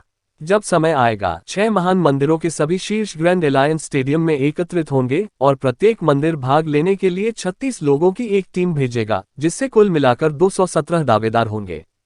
6 महान मंदिर प्रतियोगिताओं का निर्धारण सबसे पहले लॉटरी द्वारा किया गया। पहले 3 दिनों में 1 बनाम 1 की लड़ाई होगी। 3 दिवसीय नॉकआउट प्रतियोगिता होगी। प्रत्येक उन्मूलन लड़ाई पिछली लड़ाई समाप्त होने के ठीक बाद जारी रहेगी, जिसमें आराम करने का कोई समय नहीं होगा। पुजारी के मंदिर के लोगों को व्यक्तिगत उन्मूलन लड़ाई में शामिल नहीं किया जाएगा, इन व्यक्तिगत चरणों में उनका मूल्यांकन एक अन्य विधि से किया जाएगा, आध्यात्मिक ऊर्जा माप। आमतौर पर पुजारी के बिंदुओं का मंदिर इस चरण के अंत में मध्य सीमा के आसपास होगा। इस स्तर पर अन्य 5 मंदिरों के उम्मीदवारों में से प्रत्येक को 1 जीत के लिए 1 अंक, 2 जीत के लिए 2 अंक, प्रत्येक अतिरिक्त व्यक्तिगत जीत के लिए 2 गुने अंक दिए जाएंगे। बड़े प्रतिबंधात्मक खंडों ने इस व्यक्तिगत चरण को नियंत्रित किया। सबसे पहले, किसी भी उपकरण या गोलियों की अनुमति नहीं है और केवल किसी की व्यक्तिगत शक्ति का उपयोग स्वीकार किया जाता है। दूसरा, प्रतिद्वंद्वी को घायल करने की किसी भी स्थिति की अनुमति नहीं है और इसके लिए सीधे उन्मूलन का दंड दिया जाता है। मंदिरों की महान सभा जीवन और मृत्यु की लड़ाई नहीं थी। ये 2 नियम सरल दिखते थे, लेकिन वे अत्यधिक प्रतिबंधात्मक थे। जरा सोचिए, जब सभी प्रतियोगी कम से कम 8वें चरण के ताकतवर होंगे, तो किसी भी प्रतिद्वंद्वी को चोट पहुंचाने से बचने के लिए किस स्तर के नियंत्रण की आवश्यकता होगी। व्यक्तिगत प्रतियोगिता 3 दिनों में समाप्त हो जाएगी, जिसके बाद अंकों की रैंकिंग के साथ मंदिरों की महान बैठक का पहला चरण समाप्त होगा। इसमें इतने सारे दावेदारों को शामिल करने का कारण समग्र रूप से प्रत्येक मंदिर की ताकत का आकलन करना था, क्योंकि एक अकेले व्यक्ति की ताकत पूरे मंदिर के लिए खड़े होने के लिए पर्याप्त नहीं थी। व्यक्तिगत लड़ाइयों के बाद उच्चतम आध्यात्मिक ऊर्जाओं के लिए प्रतियोगिताएं शुरू होंगी। 6 महान मंदिर आध्यात्मिक ऊर्जा मूल्यांकन में उत्तीर्ण होने के लिए 100 वर्ष से कम आयु के 3 उम्मीदवारों को भेजेंगे। प्रत्येक वर्ष 100 से कम को अतिरिक्त 1000 अंक दिए जाएंगे। उम्मीदवारों की आध्यात्मिक ऊर्जा का योग उनकी रैंक बनाएगा और प्रथम स्थान वाले टेम्पल को 200 अंक, दूसरे स्थान वाले को 150, तीसरे स्थान वाले को लगभग 120 और चौथे स्थान वाले को पुरस्कृत किया जाएगा 90 और 5वां स्थान 60, लेकिन अंतिम स्थान के लिए कुछ नहीं। आध्यात्मिक ऊर्जा प्रतियोगिता की समाप्ति के बाद डोमेन प्रतियोगिता होगी, जिसमें 6 महान मंदिरों में से प्रत्येक 3 दावेदारों को भेजेगा। फिर एक डोमेन टकराव, जिसमें डोमेन रखने वाली 18 शक्तियां एक साथ लड़ेंगी। अपना प्रभुत्व बनाए रखने में असमर्थ किसी भी पक्ष को तब तक बाहर रखा जाएगा जब तक कि किसी एक मंदिर से केवल 3 दावेदार न बचे हों। ये वास्तव में मायने रखता है, क्योंकि प्रथम स्थान को कुल मिलाकर 500 अंक का पुरस्कार दिया जाएगा, प्रत्येक अगले को 100 कम पुरस्कार दिया जाएगा, अंतिम स्थान को कोई पुरस्कार नहीं मिलेगा। इस प्रकार की टीम प्रतियोगिता में डोमेन की शक्ति पर जोर नहीं दिया गया, बल्कि इसका तात्पर्य 3 डोमेन के पूरक होना चाहिए। ऐसा इसलिए है क्योंकि विजेता जरूरी नहीं कि सबसे बड़ी शक्तियों वाला पक्ष होगा, बल्कि सबसे अच्छा समन्वय वाला पक्ष होगा। पिछले मैच में नाइट टेम्पल रक्षा और रणनीति डिवाइन नाइट यांग हाओहान, नियंत्रण और संयम डिवाइन नाइट लोंग तियानिंग और निर्णय और संयम डिवाइन नाइट के डोमेन के संयोजन से जीतने में कामयाब रही थी। नाइट टेम्पल के जजमेंट लोंग जिंगयू इस सबसे महत्वपूर्ण चरण में जीत हासिल करना, इस प्रकार मूल रूप से नाइट टेम्पल को नंबर 1 के रूप में स्थापित करना। मंदिरों की भव्य सभा का अंतिम परीक्षण सबसे महत्वपूर्ण टीम लड़ाई होगी। प्रत्येक टेम्पल राउंड रॉबिन टूर्नामेंट में भाग लेने के लिए 10 प्रतियोगियों को भेजेगा, जिसमें प्रत्येक जीत पर कुल मिलाकर लगभग 100 अंक मिलेंगे। टीमों में मंदिर के पुजारी भाग नहीं लेंगे, जिससे उन्हें सीधे तौर पर कुल 300 अंक मिलेंगे। सभी 4 चरणों में टेम्पल अलायंस के शीर्षस्थ लोगों के बीच टकराव होगा। आमतौर पर जो मंदिरों की महान सभा में सबसे कम प्रदर्शन करेगा वह मंदिर का पुजारी होगा, लेकिन इसके महत्व को अभी भी और अधिक साबित करने की आवश्यकता नहीं है। किसी भी तरह से एक पुजारी स्पष्ट रूप से मंदिर गठबंधन के लिए एक संप्रभु के रूप में उपयुक्त नहीं होगा। उनके अलावा बाकी सभी लोग इस रैंकिंग मैच को काफी महत्व देंगे। मंदिरों की पिछली भव्य सभा की अंतिम रैंकिंग में नाइट का मंदिर पहले स्थान पर था, उसके बाद जादूगर का मंदिर, आत्मा का मंदिर, हत्यारे का मंदिर, पुजारी का मंदिर और का मंदिर था। योद्धा पुजारी का मंदिर कुछ अधिमान्य उपचार प्राप्त करते हुए योद्धा के मंदिर से आगे निकल गया और 5वीं रैंक हासिल कर ली। योद्धा के मंदिर को अक्सर बाद वाले में स्थान दिया जाएगा। ये घोषणा किसी गठबंधन समायोजन से संबंधित नहीं थी, लेकिन गहरी समझ रखने वाले सभी लोग जानते थे कि अंतिम स्थिति इस वर्ष गठबंधन में महत्वपूर्ण बदलावों को निर्धारित करेगी। इसलिए प्रथम स्थान के लिए प्रतिस्पर्धा निश्चित रूप से वर्षों से भी अधिक तीव्र होगी। पिछले सफेद कपड़े पहने वह युवक आधे घंटे तक वहीं खड़ा रहा। ऐसा लग रहा था जैसे वह कोई मूर्ति हो जो शुरू से ही जरा भी नहीं हिली हो। आप एकमात्र विज्ञापन में इतने अच्छे क्यों दिखते हैं? अचानक उसके पीछे से एक स्पष्ट आवाज आई, जो हरे रंग का वस्त्र पहने एक लड़की की ओर से आ रही थी। ये लड़की बहुत खूबसूरत थी, देखने में लगभग 20 साल की लग रही थी, लेकिन एक अलग भावना दे रही थी और बहुत गर्व का आभास दे रही थी जिससे उसके करीब जाना असंभव था। उनका हरा लबादा बहुत साधारण लग रहा था और इसमें कोई मौलिक उतार चढ़ाव नहीं दिख रहा था। जैसे ही वह सफेद वस्त्र पहने युवा के पीछे आई, एक अवर्णनीय फीकी हरी रोशनी उससे बाहर आई, जिसने इस सफेद वस्त्र पहने युवा को आगे की ओर धकेल दिया। ये जादूगर टैन वान था, जो जादूगर मंदिर के नेता ली झेंगजी का एकमात्र शिष्य था। इन 4 वर्षों में उसने कठिन प्रशिक्षण जारी रखा और पूरी तरह से उसके शिक्षक द्वारा निर्देशित किया गया, जिससे वह जादूगर मंदिरों के संसाधनों के लक्ष्यों में से एक बन गई और उसकी खेती में काफी प्रगति हुई। जुआन यान जो पहले उसके बगल में खड़ा था अब पीछे हो गया था। उसकी साधना पहले ही 8वें चरण तक पहुंच चुकी थी और उसने ली झेंगजी के कुछ मूल पवन तत्व मंत्र सीख लिए थे और वह मंदिरों की इस भव्य सभा के प्रतिनिधियों में से एक थी। उसकी उम्र को देखते हुए यह उसके लिए काफी सम्मान की बात थी।